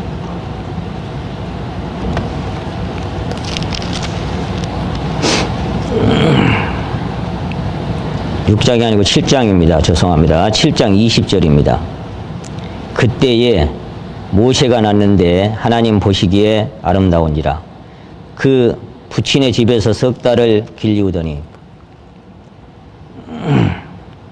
버리운 후에 바로의 딸이 가져다가 자기 아들로 기르매 모세가 애굽 사람의 학수를 다 배워 그 말과 행사가 능하더라. 그의 나이 40이 되매 그 형제 이스라엘 자손을 돌아볼 생각이 나더니 한 사람이 원통한 일을 당함을 보고 보호하여 압제받는 자를 위하여 원수를 갚아 애굽 사람을 쳐 죽이니라. 저는 그 형제들이 하나님께서 자기 손을 빌어 구원하여 주시라는 것을 깨달으리라 생각하였으나 저희가 깨닫지 못하였더라. 그리고 발각돼서 쫓겨나지요. 자, 여기 지금 뭐라고 말씀하셨냐면 모세가 애굽 사람의 학수를 배워서 말과 행사가 능하더라 그랬어요. 이게 다른 저기는 이렇게 되어 있습니다. 모세는 애굽에서 최고의 교육을 받고 건장하며 웅변도 잘하는 왕자가 되었더라. 이렇게 되어 있습니다. 그 말과 행사가 능하더라 그랬잖아요. 최고의 교육. 당시의 최광대국 애굽에서 왕자의 교육은 얼마나 대단했겠어요. 모든 면에서 출중한 사람이지 않겠습니까? 자신만만하고 자존이 얼마나 강했겠습니까? 신분도 왕자지요. 갖출 건 다 갖췄지요. 얼마나 대단했겠습니까? 근데 거기다가 이제 하나님의 백성으로서의 그런 어떤 마음의 그 불씨도 타올랐던 것 같아요. 좋아. 내가 이제 하나님이 원하시면 내가 이 백성을 애굽에서 끌고 나가야지. 여기 25절 마지막에 뭐라고 되어 있어요? 자기의 손을 빌어 구원하여 주시는 것을 깨달으리라고 생각하였으나 그랬죠. 생각하였으나.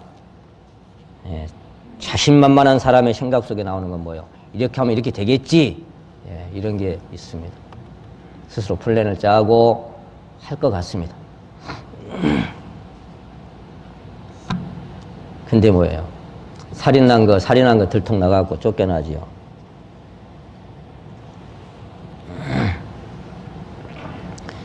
그리고 자그마치 미디안 광야에서 40년 세월을 흘러갑니다. 아무런 역사도 일어나지 않습니다. 그리고 40년 후에 하나님께서 시내산 불꽃 가운데 불렀습니다. 그때 모세 뭐라고 얘기했어요? 보낼 만한 자를 보내십시오. 나는 말도 못하고 내가 뭔데 거기 가서 그들을 구원합니까? 뭐가 무너졌어요? 모든 게 다 끝났어요. 40년의 세월 속에 모세는 죽었습니다. 제가 이 글을 전년전가도 한번 읽어드린 기억이 납니다만은 잠깐 한번 읽어드리겠습니다. 40년 때 묻은 지팡이에 피곤한 몸 의지하여 양떼를 몰고 미디안 광야를 헤매던 한 많은 모세가 결국 죽었습니다. 이 죽음이 뭔지를 가만히 생각하시면서 한번 들어보세요. 여러분도 이렇게 죽은 적이 있는가? 삶 속에서, 환경 속에서. 다른 이는 다 죽어도 나는 결코 죽지 않을 것이라 착각을 품고 사는 게 인생인지도 모릅니다. 모세도 그랬을 것입니다. 한때는 혈기방장하여 그칠 것이 없었던 그가 절대자의 손에 잡혀 그분의 손에서 서서히 죽어갔습니다. 미디안으로 도망쳐온 이후에도 한때는 재기를 꿈꾸며 기회를 기다렸으나 이제 그 희망도 사라진 지 오래요. 모든 것이 포기되고 죽었습니다. 권세도 부귀영화도 젊음과 함께 바람에 불려 간 곳이 없습니다. 생각도 의지도 죽었습니다. 자존도 고집도 혈기도 용기도 죽었습니다. 그의 자아가 죽어 광야에 매장되어 끝났습니다. 그는 이제 어디를 건드려도 반응하지 않습니다. 어떤 부당한 언사에도 그의 감정은 자극을 받지 않습니다. 고통과 번민 속에 괴로워했던 지난 시간들까지 체념이라도 하듯이 다 끝나고 그 어떤 것에도 연연해 하거나 하지 않는 자유의 평안함을 누립니다. 그의 마음에 잔잔하게 밀려드는 평화가 있습니다.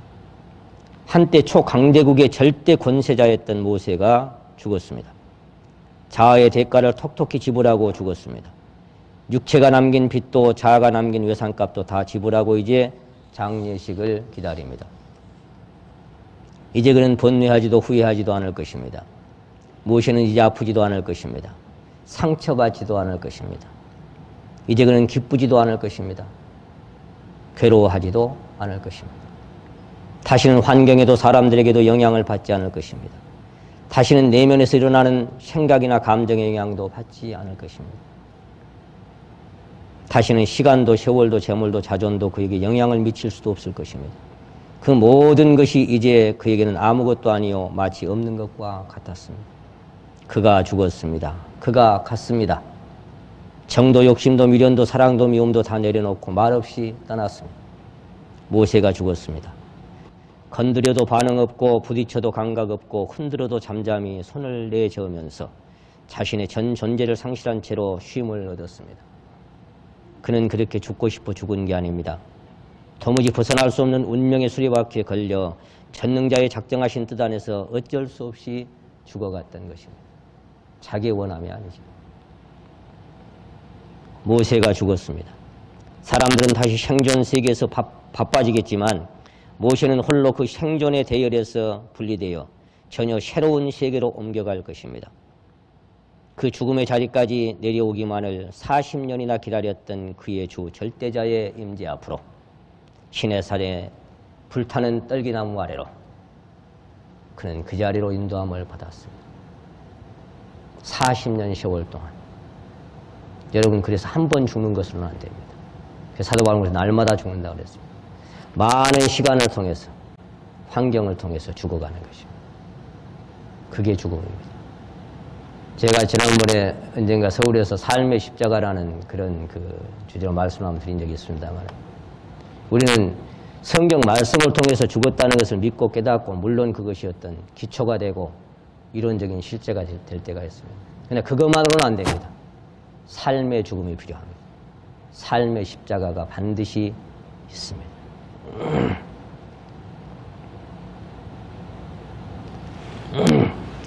입이 뻣뻣한 자라고 나는 못하겠다고. 말과 행실은 능한 자인데 왜 그렇게 말했겠어요? 모든 게 끝났거든. 그래서 하나님께서는 사랑하신 자를 낮추시기 위해서 사단의 가시도 주시고 어려운 환경도 주시고 괴로운 삶을 허락하십니다. 주께서 당신을 낮추시기로 작정하셨다면 당신을 낮추시기 위해 주변 환경을 조성하실 것입니다. 그렇다면 그 환경이 당신이 바라고 원하던 환경이겠습니까? 당신이 바라고 원하는 환경은 평탄하고 형통한 길뿐입니다. 그렇지 않습니까? 사람이 평탄하고 형통한 환경을 통해 빚어진 것을 본 적이 있는가? 아까 진 에드워드 형제님이 그렇게 얘기했습니다. 그러므로 주께서 당신을 낮추시기 위해 조성하신 환경은 시련과 고난과 문제들을 만나게 하실 것입니다. 성공보다는 실패를, 평탄한 길보다는 고난의 길을, 희망보다는 절망을, 맑은 날보다는 흐린 날을 더 많이 경험하게 하실 수도 있습니다. 그러나 주께서 인생으로 고생하게 하심이, 근심하게 하심이 본심이 아니라고 하셨기 때문에 하나님의 뜻이 분명히 있는 것입니다. 그 사랑하는 성도 여러분, 주께서 여러분을 낮추시려고 조성하신 환경을 만날 때 원망하거나 불평하지 마십시오. 오늘 설교 제목이 뭐예요? 설교 제목이 뭐예요? 네. 내게 어떤 환경을 허락하셨든지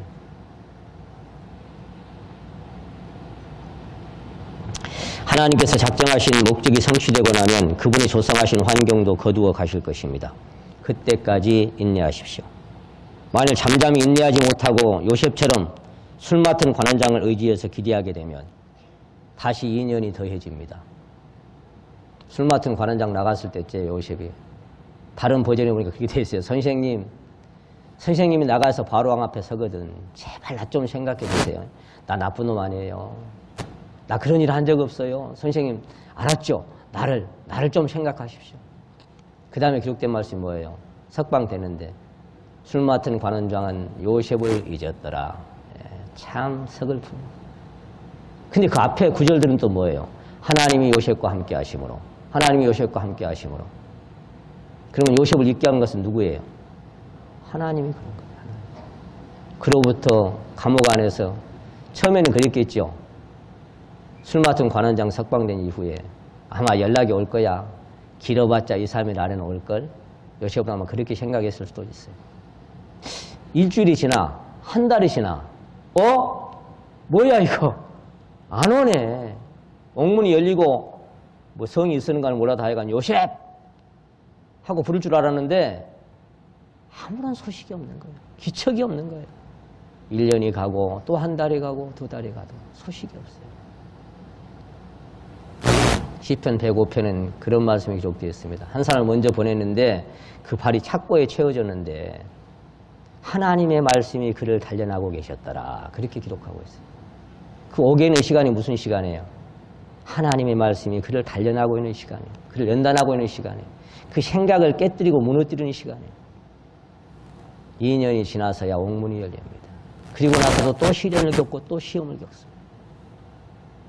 하나님이 그와 함께 하셨다라고 했던 그 사람의 삶이 그랬고 술 맡은 관원장은 요셉을 기억지 않고 잊었더라.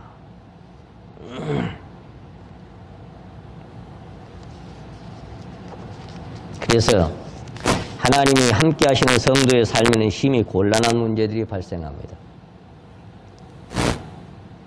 혹자는 이렇게 썼어요.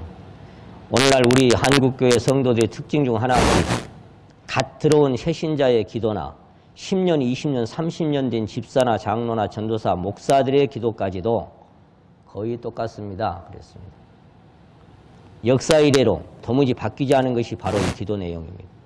그 내용의 핵심은 바로 문제 해결입니다. 모든 질병이 치유되게 해주시옵시고 가난한 삶이 부유하게 주시옵시고 힘들고 어려운 문제들이 하나님의 도우심으로 해결되게 주시옵소서. 한마디로 하나님께서 은혜와 긍휼을 베푸셔서 우리의 삶에 만사 형통하게 복을 내려 주시옵소서. 그거예요. 그러나 하나님께서 그토록 사랑하셨던 그 아들 예수 그리스도의 삶이나 그 제자들의 삶이나 수많은 순교자들과 선진들의 삶은 그야말로 시련과 고난의 연속이지 않았습니까? 그들의 삶에는 얼마나 많은 아픔과 상처와 애통의 눈물들이 있었습니까? 그럼에도 오늘 우리는 모든 질병에서 치유되고 모든 문제가 해결되는 것만이 하나님의 은혜인 양 여전히 끊임없이 문제 해결을 두고 기도하고 있습니다.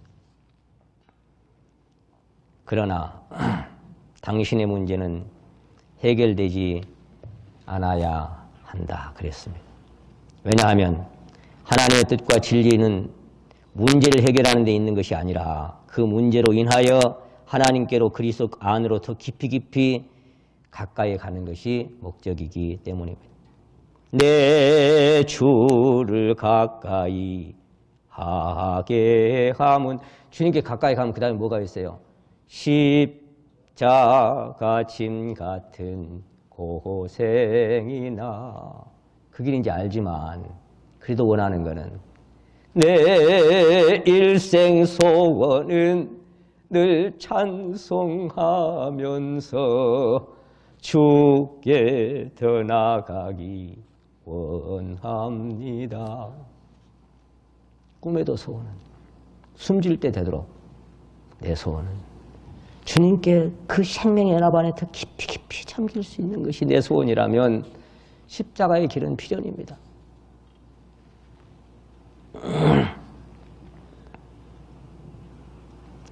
사실 우리는 인생의 삶에 1000가지, 10,000가지 문제가 해결된다 해도 또 다른 문제들이 죽을 때까지 계속 발생할 수밖에 없지 않습니까? 그러므로 문제를 해결하는 것이 우선순위가 아니라 오히려 그 문제 때문에 힘들어하고 괴로워하는 동안 자신의 한계를 발견하고 하나님께 주권을 이양하고 맡겨질 수 있는 단계가 온다는 것이 희망입니다.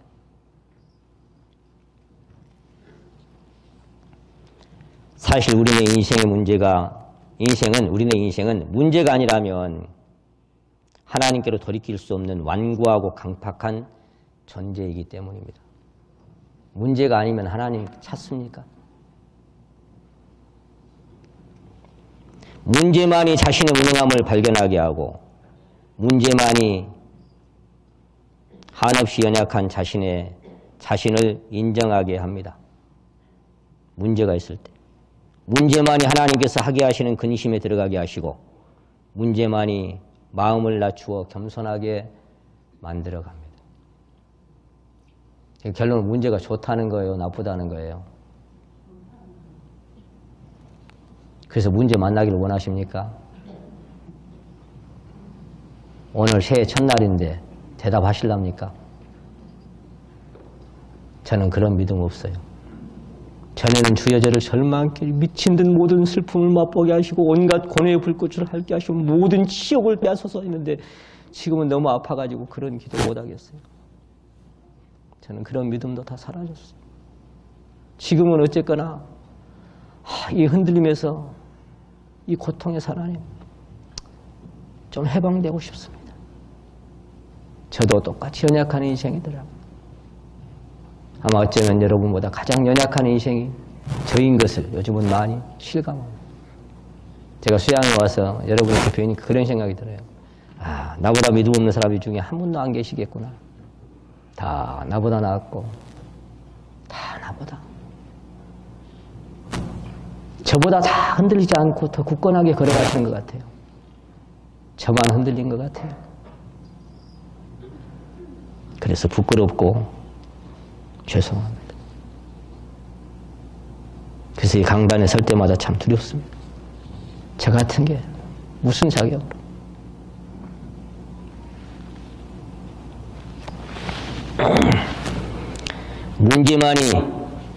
문제투성이인 자신을 발견하게 하고 문제만이 우리를 골방에 들어가게 합니다. 그리고 엎드려서 홀로 울면서 부르짖게 합니다. 문제만이 전적으로 타락하여 심히 부패한 본성을 깨닫게 하십니다. 그 문제를 통해서. 문제만이 우리를 애통하는 자가 되게 하시고 슬픈 눈물을 때로 흘리게 하십니다. 애통하게 합니다. 근데 성경은 애통하는 자는 복이 있다고 말씀하십니다. 마음이 가난한 자는 복 있는 자라고 말씀하십니다. 잘 나가는 자가 복 있는 사람이 아니라 애통하는 사람이 복이 있다고 성경은 말씀하십니다. 슬퍼하는 사람. 문제만이 우리의 본성을 드러나게 합니다. 그러므로 문제가 있다는 것은 아직 우리에게 가능성이 있고 기회가 있다는 것을 말씀하고 있습니다. 그 성경은 사도 바울이 그런 글을 썼지요. 보라, 하나님의 뜻대로 하게 한 이 근심이 너희를 얼마나 간절하게 하며 얼마나 변명하게 하며 얼마나 분하게 하며 얼마나 두렵게 하며 얼마나 사모하게 하며 얼마나 열심히 있게 하며 얼마나 변명하게 하였는가. 근심은 두 가지가 있어요. 세상 근심은 필요가 없겠죠. 하나님이 하게 하시는 근심은 적어도 우리 신앙에 유익이 되도록 하나님은 허락하실 수밖에 없는 것입니다. 그래서 하나님께서는 우리에게 아들의 생명을 나타내시기 위해서 우리 삶 속에 고난의 십자가를 허락하실 수밖에 없는 것입니다. 때로는 육체의 질고를 허락하셔서 여러 가지 병마에 시달리게 하실 때도 있고 그 때문에 본인은 물론이거니와 사랑하는 가족에게 허락된 질병으로 인하여 고통의 십자가를 경험하게 하실 수도 있습니다. 지역교회는 어쩐가 모르겠어요. 서울에는 아프신 분들이 왜 그리 많은가 몰라요. 암도 왜 그렇게 많고 또 치료를 해도 치료 못할 때가 또 암이 생겨가지고 평생을 안고 가야 하는 그런 암덩어리도 있고 참 암도 그런 암을 짊어지고 사는 그 마음이 어떻겠어요? 생각하면 정말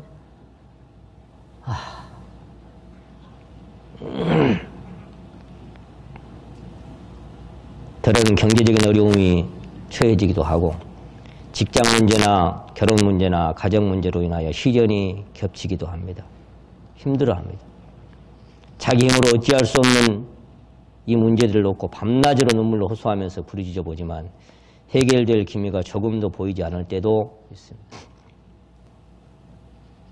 기대가 무너지고 희망이 사라질 때 자기 자신의 무익함과 연약함을 처절하게 깨닫습니다. 어떻게 할 줄도 알지 못하게 하시고 방법도 없습니다. 오직 주님만을 바라보고 울부짖습니다. 자기 신뢰가 무너지고 자기 자존이 무너집니다. 이제야 비로소 삶의 십자가가 무엇인지 어렴풋이 깨닫는 순간이 오게 되겠죠. 우리가 사방으로 우겨쌈을 당하고 답답한 일을 당하고 핍박을 당하고 거꾸로 뜸을 당하고 천사와 사람들에게 구경거리가 되고 세상의 더러운 것과 만물의 쓰레기같이 되었을 때 사도 바울은 얘기합니다. 하나님의 사도인 우리를 죽여버릴란갑다. 하나님이 우리를 죽일란갑다. 그런 자리까지 갔습니다. 마음의 사형선고를 받았다는 것은 이제 끝났구나. 그런 자리까지 가는 겁니다. 하나님 나를 버리셨는가 보다. 하나님에게 긍휼을 거두셨는가 보다. 하나님 인자하심도 다 하였는가 보다. 아삽처럼 이제 끝났는가 보다. 난 더 이상 희망이 없어. 그 자리까지 가게 하시오.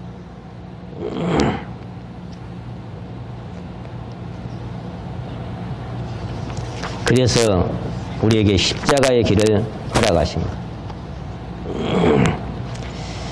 하나님의 자녀는 하나님의 손에서 계속해서 빚어져 갈 수밖에 없습니다. 제가 이 글을 지난번 우리 서울에서도 한번 제가 읽어드렸습니다만은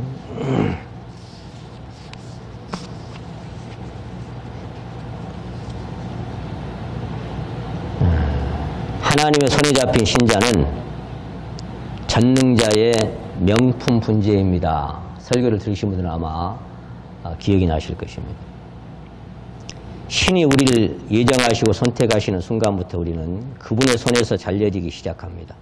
잘려지기 시작한대요. 작은 가지 하나까지도 자기 마음대로 뻗어나가지 못하도록 철사로 휘감아서 자신이 원하는 방향으로 그 분재를 키우는 사람이겠죠. 고정시켜버립니다. 아무리 위로 자라고 싶어도 낮은 곳으로 돌려버리고 동쪽으로 뻗어나가고 싶지만 서쪽으로 돌려서 고정시켜버립니다. 철사는 나무보다 강하거든요. 분재는 자기 스스로 자신이 원하는 대로 살 수가 없습니다. 절대자의 손에서 빚어지는 자는 그분의 손에 잡히는 순간부터 선택의 자유를 잃을 때가 많습니다. 하고 싶은 대로 살고 싶은 대로 뻗어나가고 싶은 대로 살았던 삶은 끝나게 됩니다. 주인의 뜻에 따라 그분의 돌려주시는 대로 틀어주시는 대로 잠잠히 적용하며 순응해야 하는 것이 분재의 운명입니다. 신의 손에 잡힌 자는 그분의 손에 의해 그 존재의 근원을 자기 자아가 잘려나가는 것을 아픔과 고통 속에 경험해야만 합니다. 그것도 한 번뿐 아니라 날마다 계속 잘려지고 틀어집니다. 그래서 아삽이 그랬죠. 내가 내 손을 깨끗게 하고 정결하게 하고 살았던 것이 다 헛일이야. 저것들 보니까 악인인데 맨날 잘 나가고 죽을 때 고통도 없고 항상 평안하고 재물은 더하는데 나는 내 손을 깨끗이 하고 아삽이 잘못한 게 뭐가 있어. 찬양대장인데. 우리 김현철 우리 형제님처럼. 내가 내 손을 정케하고 깨끗게 했던 것이 내가 뭔 소용이 있어. 내가 이렇게 산 것이. 뭐야 내 삶은 아침마다 쟁책이고 고통이잖아. 난 뭐야. 그렇게 했습니다. 야 욥을 봤냐? 땅에서 악에서 떠나서 하나님을 경외하는 자가 그 사람 외에 없어야 그랬던 사람. 그 사람의 삶은 우리 잘 알고 있잖아요. 더 말해서 뭐 하겠습니까? 하나님의 손에서 잡혔어요. 자신의 뜻이 아니었죠. 자유분방하게 제멋대로 살면서 자기가 원하는 방향으로 가지들을 뻗어내던 한 그루의 나무가 분재로 옮겨져서 그 주인의 손에서 수십 년간 빚어지듯이 제멋대로 제 뜻대로 온갖 정욕과 욕심을 따라 헛되이 일생을 낭비할 뻔한 우리의 인생은 전능자의 손에 잡히는 순간부터 일평생을 그분의 손에서 빚어지게 됩니다. 그분은 사랑이시오. 그분은 너무나 은혜롭고 자비하시며 긍휼이 풍성하시지만 신자의 내면에 생명으로 임하신 그리스도가 그분의 형상으로 빚어지는 그 순간까지 관용을 거두시는 것처럼 매정하게 느껴질 때도 있습니다. 움직이면 죽이고 손대면 잘라버리고 집착하면 빼앗아 가버리고 그러므로 주인이 분재 앞에 다가와서 자세히 살펴볼 때마다 분재는 사시나무 떨듯 전율하며 두려워할 때도 있습니다. 뭐가 딱 오면 하나님 또 나를 어쩌시려고 이러지? 또 왜 이러시는 거야? 왜 이러시는 거야? 살고자 하는 자는 죽을 것이고 보존코자 하면 잃을 것입니다. 그분이 값을 지불하고 사셨으니 그분의 것입니다. 자기 자신이 원하고 바라던 평범하고 소박한 꿈마저도 때로는 가차없이 잘라내시고 자기가 전혀 원치 않은 방향으로 전환시켜 버릴 때도 있습니다. 하나님께서 굽게 하신 것을 누가 능히 곱게 할 수 있겠습니까? 분재의 뿌리마저도 원래 심겨진 자리에서 뽑혀 가차없이 잘려지는 것처럼 신은 이 세상의 욕망에 뿌리내린 우리의 근본 자아의 생명을 사정없이 잘라내시고 전혀 새로운 세계로 옮겨서 철저하게 다뤄가십니다. 그 순간부터 그리스도께서 아버지로 인하여 사셨듯이 새로운 뿌리 대신 그리스도의 생명의 진액을 공급받아 살면서 그리스도의 형상으로 빚어지는 과정을 겪게 되는 것입니다. 전에는 이 땅에 뿌리 내려 이 땅의 것을 공급받아 살았으나 이제 전혀 새로운 환경에서 주인의 주신 것을 먹고 마시며 그분의 보시기에 값지고 아름다운 명품 분재로 재창조되어 가는 것이 우리네 신앙인의 길인 것입니다. 주인의 손에서 다듬어지는 세월이 오래일수록 분재의 가치가 더해지는 것처럼 신의 손에서 더 많이 잘려나가고 더 많이 꺾어지고 휘어질수록 마다들의 형상을 덧입어 마침내 하나님의 보시기에 심히 좋았더라는 최고의 가치를 갖게 됩니다. 저는 지역교회 성도님들하고 자주 교제를 많이 못합니다만 저희 서울교회 성도님들로 뵐 때 그래요. 주변에 이렇게 하나님의 손에 잡혀서 빚어져가는 사람들을 봅니다. 명품 분재로 탄생해가는 가치를 보게 하십니다. 그런 성도들이 뵐 때마다 제 주변에 그런 분들이 계신다는 것이 얼마나 감사가 된지입니다. 주인의 손에서 도무지 벗어날 수 없는 한 그루의 분재는 자기 자아가 뻗어나가려는 모든 방향에서 잘려지는 것을 감지하면서 그 전능자의 주권 앞에, 처리 앞에, 시간 앞에 억장이 무너질 때가 많습니다. 그분이 우리를 한번 갈아엎기 시작하면 대지가 울고 마음은 찢겨집니다. 누가 감히 그분의 기경의 손길을 막을 수 있겠습니까? 갈아엎어버리는데. 그래서 마음을 찢고 밭을 기경하는 것은 그 안에 생명이 싹트기 위해서 어쩔 수 없이 찢겨져야 하는 겁니다.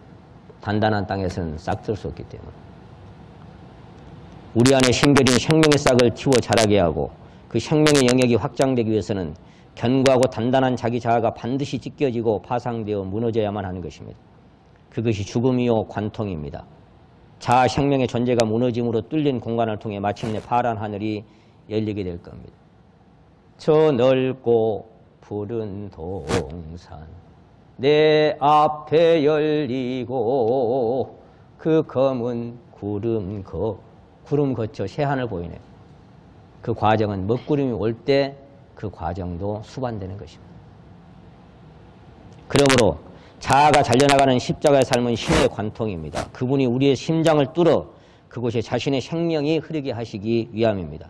신의 표적, 신의 관역, 단 한 치의 오차도 용납되지 않는 그 정밀도, 소름 끼치도록 완벽한 손길, 마침내 전능자의 손에서 새롭게 탄생되는 신의 명품, 그 완전함에 숨이 멎는 것처럼 경이롭습니다. 여러분 욕심나지 않습니까? 이런 분재로 탄생하고 싶지 않습니까? 주님이 다가오실 때 억장이 무너지지만 기대도 되지 않습니까? 가위를 들고 올 때 제가 그런 적이 있어요. 저희 자매가 이제 떠난 지가 금년에 9년째입니다만은 자매 때문에 그토록 고통스러운 시간을 보내고 그 뒤에 얼마 안 있었는데 안과를 가니까 큰일 났다고 빨리 대학병원에 가래요. 이거 이제 밤을 새면서 이제 몇 분마다 안압을 이게 해야 되니까 이제 검사를 해야 되니까 잠을 못 자게 하는 거예요. 간호사가 와서 깨우면 또 안압 재고 이제 어떤 평균치를 내야 되나 봐요. 녹내장도 보통 녹내장이 아니고 이제 뭐 악성 그래가지고 90% 이상이 시신경이 다 죽었대요. 그래서 그 교수님이 저하고 동갑인데 그런 얘기 하는 거예요. 아이고 선생님 저하고 동갑인데 큰일 났습니다. 흰지팡이 짚어야 돼요. 이대로 가면 할수록 흰지팡이 짚어야 돼요. 그러는 거예요. 하나님 앞에 그날 밤 엎드렸는데 제가 그런 기도를 했어요. 주님, 이제 그만 좀 하면 안 됩니까? 이제 좀 그만합시다. 참. 근데 주님이 저에게 주신 음성은 뭔지 아세요? 누구 마음대로? 누구 마음대로?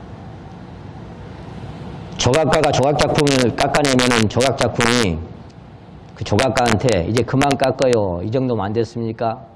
그 순간 제가요, 엄청나게 교만한 그 인생이라는 걸 다시 한번 발견했습니다. 아직도 교만과 자존이 무너지기는 턱없이 부족한 인생인 것이 발견됐어요. 감히 조각가한테 고개를 쳐들고 이제 그만합시다 그래요. 이런 형편없는 놈이라는 사실을 제가 다시 그때 발견하면서 그 뒤로는 가위를 들고 오시면 억장이 무너지지만 그래요. 또 어디를 자르시려고요? 잘라내십시오. 그래요. 잘라내십시오. 근데 주님 아픕니다. 너무 아픈데요. 저희 집에 가서 애들한테 이제 얘기를 했어요. 얘들아, 흰지팡이 짚어야 된단다. 그랬더니 저희 며느리에게 하는 얘기가 아버님 맹인견 한 마리 사드릴게요. 그래도 고맙더라고. 지팡이 짚고 댕긴 것보다는 맹인견 끌고 따라다니라고. 근데 그로부터 지금 한 7, 8년이 지났는데 시력이 좋아졌어요. 괜찮아요. 그래서 주님 앞에 갈 때까지 성경이라도 보다 가야 될 텐데 그랬는데 어떻게 흰지팡이 안 짚고 또 수양이 왔어요. 내년에 또 몰라요. 내년 여름에 또 맹인견 끌고 올지 누가 압니까? 구영재 겨울 수양회 때 얘기하더만은 여름 수양회 때는 맹인견 끌고 왔네. 그때 여러분 저는 안 보이니까 모른 척 하지 마세요. 다가와서 손 한번 잡아주세요. 그렇게 하실 거예요? 몰라. 손 안 잡아주시는 거. 맹인경이나 따라다녀라. 그래서 다시 한번 읽어드릴게요. 신의 표적, 신의 관역, 단 한 치의 오차조차 용납되지 않는 그 정밀도. 아니 이 세상에 조각가가 깎아내고 잘라내도 찍어내도 정확하게 찍을 곳만 찍는데 전능자의 손에서 이 찍혀나가고 잘려나가는 이 분재의 모습은 어쩌겠어요. 명품 중에 명품으로. 그래서 소름 끼치도록 완벽한 손길, 마침내 전능자의 손에서 새롭게 탄생되는 신의 명품, 그 완전함에 숨이 멎는 것처럼 경이롭습니다. 생명을 얻기 위해 생명이 잘려야 하고 존재가 되기 위해 존재가 죽어야 하며 절대가치가 되기 위해 절대가치가 되기 위해 원석은 반드시 불과 망치를 통과해야만 합니다. 마침내 그토록 수많은 죽음의 과정에 찢기가 제거된 전능자의 최고의 명작, 신은 비로소 그에게 나의 사랑하는 너는 순전히 어여뻐서 아무 흠이 없구나 라는 아가서 4장 7절 말씀을 하실 수가 있어요. 그렇게 될 때 비로소 나의 사랑, 나의 어여쁜 자 너는 아무런 흠이 없구나. 그 순간이 오는 겁니다. 정의를 해야 되겠죠. 삶의 정직은 본질입니다. 정직의 본질, 삶이 과학보다 무섭게 순간순간 운행되는 정직성을 드러냅니다. 허구가 있는 곳에 본질을 넣기 위해서, 결핍이 있는 곳에 만족을 넣기 위해서, 온전치 못한 곳에 완전함을 넣기 위해서 초첨단 과학적 체계보다 더 정밀하게 신의 의도를 따라 움직이는 것이 바로 삶입니다. 그래서 우연이 없다 그런 얘기입니다. 결론은. 그리고 삶과는 싸우는 것이 아니라 순응하는 것입니다. 불평하는 것이 아니라 감탄하는 것이요, 원망하는 것이 아니라 감격하는 것입니다. 삶이 그분의 뜻 안에서 조율되고 있다는 사실을 아는 자는 삶을 거스르는 행위를 그치고 자신에게 주어진 삶에 바짝 엎드려 순종할 수밖에 없습니다.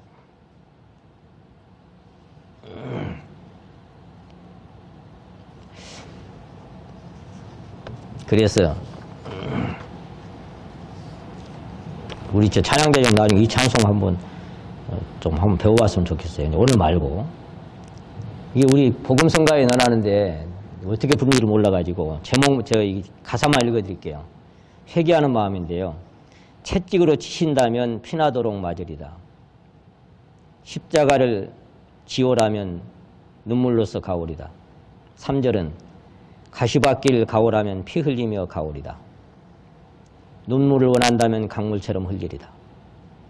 가시관을 쏘라면 감사하며 받으리다. 캄캄한 밤 비추라면 이 몸 태워 비치리다. 오 탕자같이 썩어진 마음 갈기갈기 찢어서 바치겠습니다. 겁도 없지 이런 찬송을 짓다니.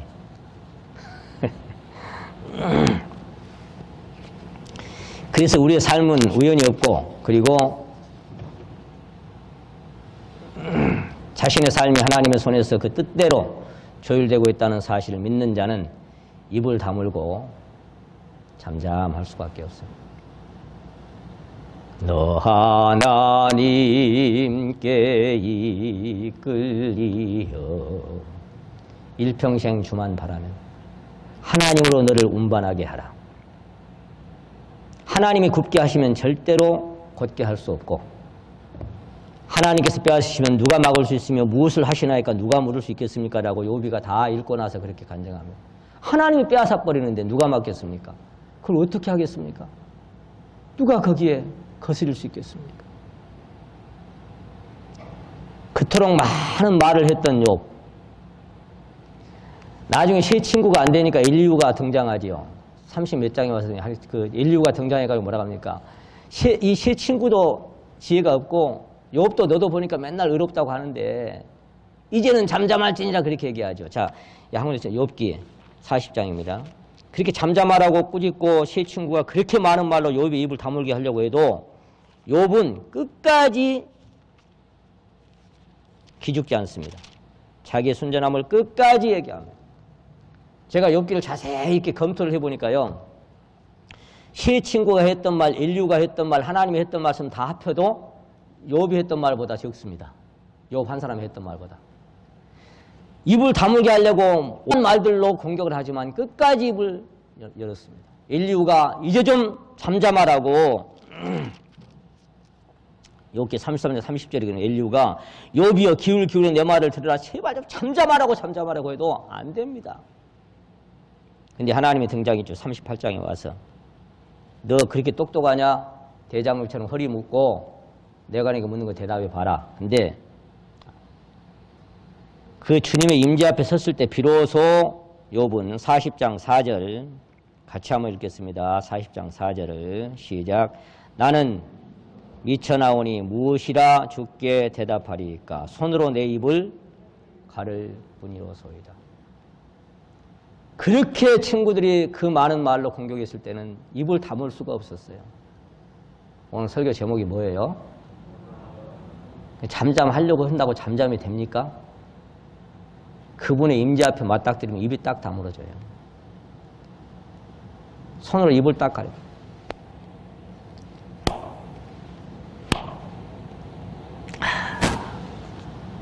주께서 그렇게 하셨다는 것을 뭐라고 말할 거예요? 무슨 할 말이 있어요?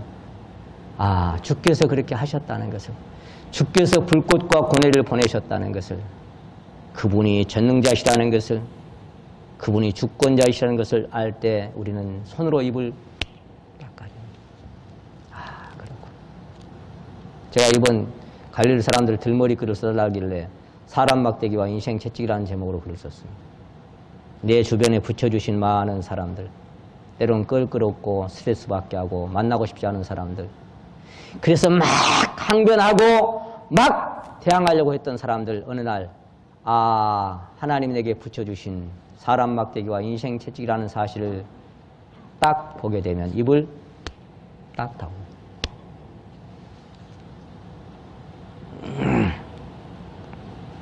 그리고는 이 42장에 와서 3절에 그렇게 얘기합니다. 내가 스스로 깨달을 수 없는 일을 말하였고 스스로 알 수 없는 헤아리기 어려운 것들을 말하였으니 4절에 보면 내가 말하겠사오니 주여 들으시고 내가 주께 묻겠사오니 주여 내게 알게 하옵소서. 내가 주께 대하여 귀로 듣기만 하였사옵더니 이제는 눈으로 주를 배움나이다. 그리고는 죄를 뒤집어 쓰고 회개합니다. 뭘 잘못해서? 하나님만 만나면 그냥 내가 소송장 펴서 말하겠다고 했던 사람, 임재 앞에 서니까 할 말을 딱 읽고 죄를 뒤집어 쓰고 옵니다.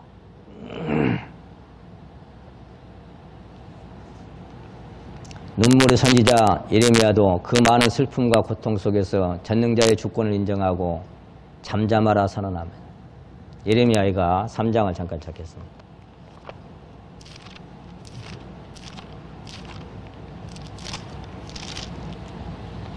여기 3장 전체가 하나님의 손에서 얼마나 많은 고통과 아픔을 겪었는지를 쭉 말해가다가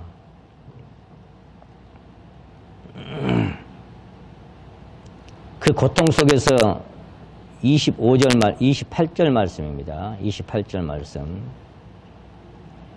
같이 한번 읽겠습니다. 시작. 혼자 앉아서 잠잠할 것은 주께서 그것을 메우셨습니다. 입을 티끌에 댈지어다. 혹시 소망이 있을지어다.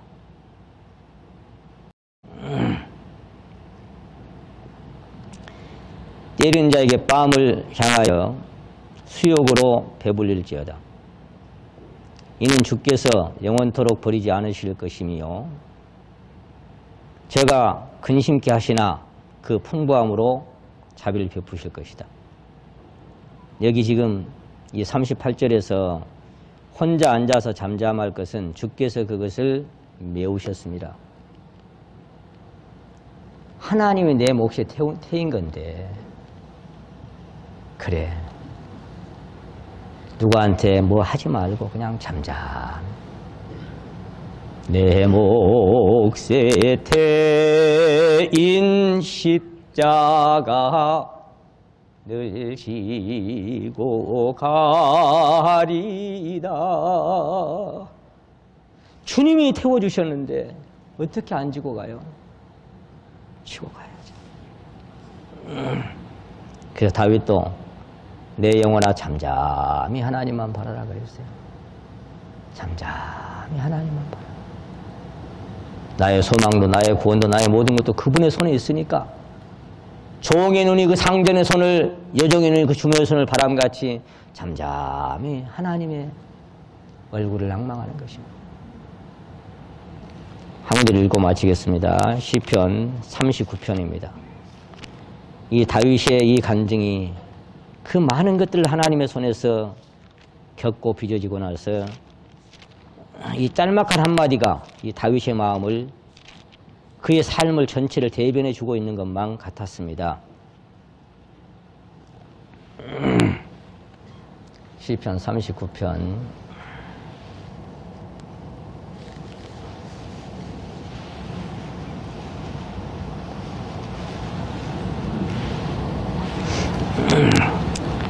구절 말씀만 같이 한번 읽겠습니다. 시편 39편 9절 말씀입니다.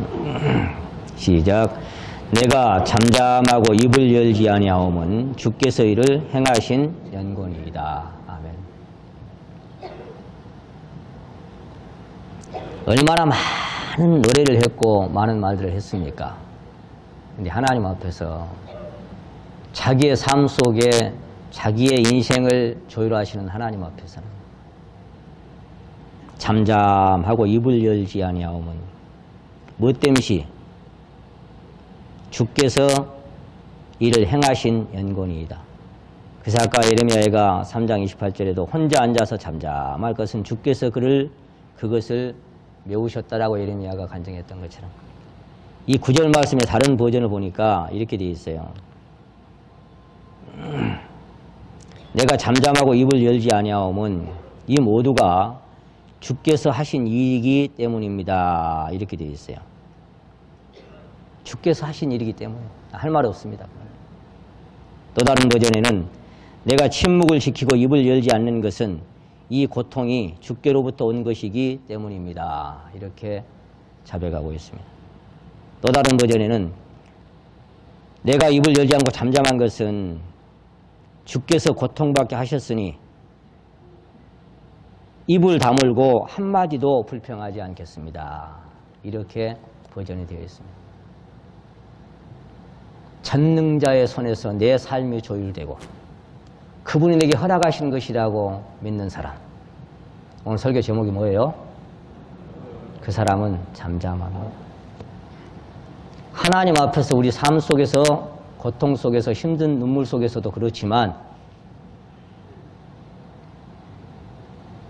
우리 교회 안에서 하나님의 역사 속에서 어떤 일을 했다고 할지라도 아무리 큰 일을 이뤄내고 아무리 많은 영혼을 살려내고 아무리 많은 역사를 경험했다고 할지라도 잠잠할 수밖에 없습니다.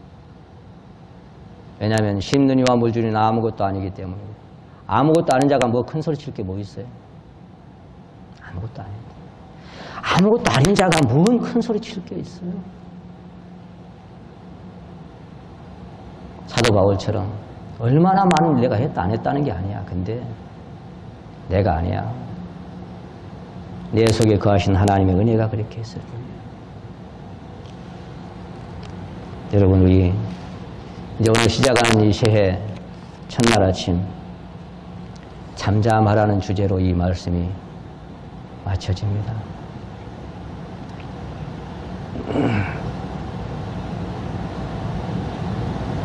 전능자 앞에서 그분의 임재 앞에서 각각에게 태인 십자가 짊어지고 묵묵히 걸으면서 하나님의 손에서 명품 분재로 가격을 따질 수 없는 최고의 가치로 빚어지는 순간까지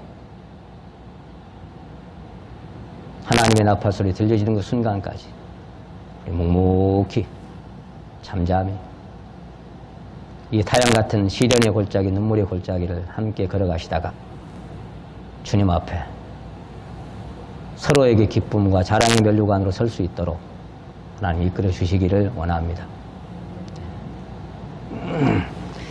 성찬 예식에 관한 말씀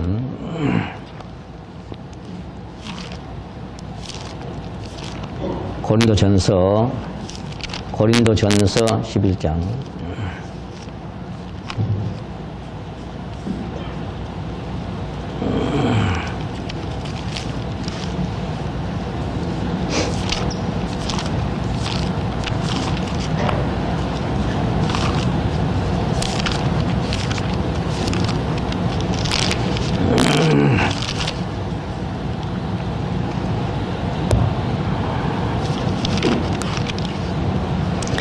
21절 말씀 11장 28절에서 32절까지를 제가 읽고 성찬 예식 진행하도록 그렇게 하겠습니다. 고린도전서 11장 28절에서 32절까지를 제가 읽겠습니다. 사람이 자기를 살피고 그 후에야 이 떡을 먹고 이 잔을 마실지니 주의 몸을 분변치 못하고 먹고 마시는 자는 자기의 죄를 먹고 마시는 것이니라. 이러므로 너희 중에 약한 자와 병든 자가 많고 잠자는 자도 적지 아니하니 우리가 우리를 살폈으면 판단을 받지 아니하려니와 우리가 판단을 받는 것은 주께 징계를 받는 것이니 이는 우리도 세상과 함께 죄의 정함을 받지 않게 하려 하심이라. 아멘. 오늘 새해 첫날 정말 오래간만에 이렇게 성찬을 떼는 귀한 시간을 하나님 허락해 주셨습니다. 오늘 우리 마음이 나를 사랑하사 나를 위하여 자기 몸을 버리신 주님의 못 박히신 그 자리 그 골고다 언덕으로 우리 마음이 가고 그 고통의 십자가가 나를 얼마나 사랑하셨는지, 그리고 그런 이후에도 연약하고 무익한 저희들을 얼마나 깊이 사랑해 주시는지를, 혹 하나님 앞에 자복할 거 있다면 자복도 하시고, 서원할 거 있다면 심령에 잠잠히 서원도 하시면서 이 성찬 예식에 동참해 주시기 바랍니다. 아직 특별히 해가 바뀌고 날이 가도 내 마음에 보내주지 못하고 잡고 있는 사람이 있다면, 여러분, 용서라는 단어가 보내준다라는 단어인가 아시죠? 보내버리다. 잡아두지 않고 묶어두지 않고 보내버린다는 의미가 용서한다는 의미를 갖고 있습니다.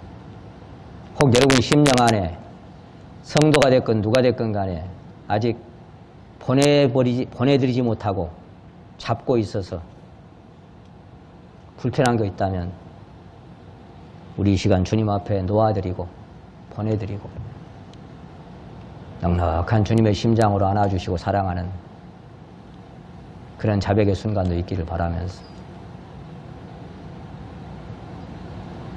자, 우리 앞에 성찬 진행할 수 있는 분들 앞으로 나오시고 기도드리겠습니다.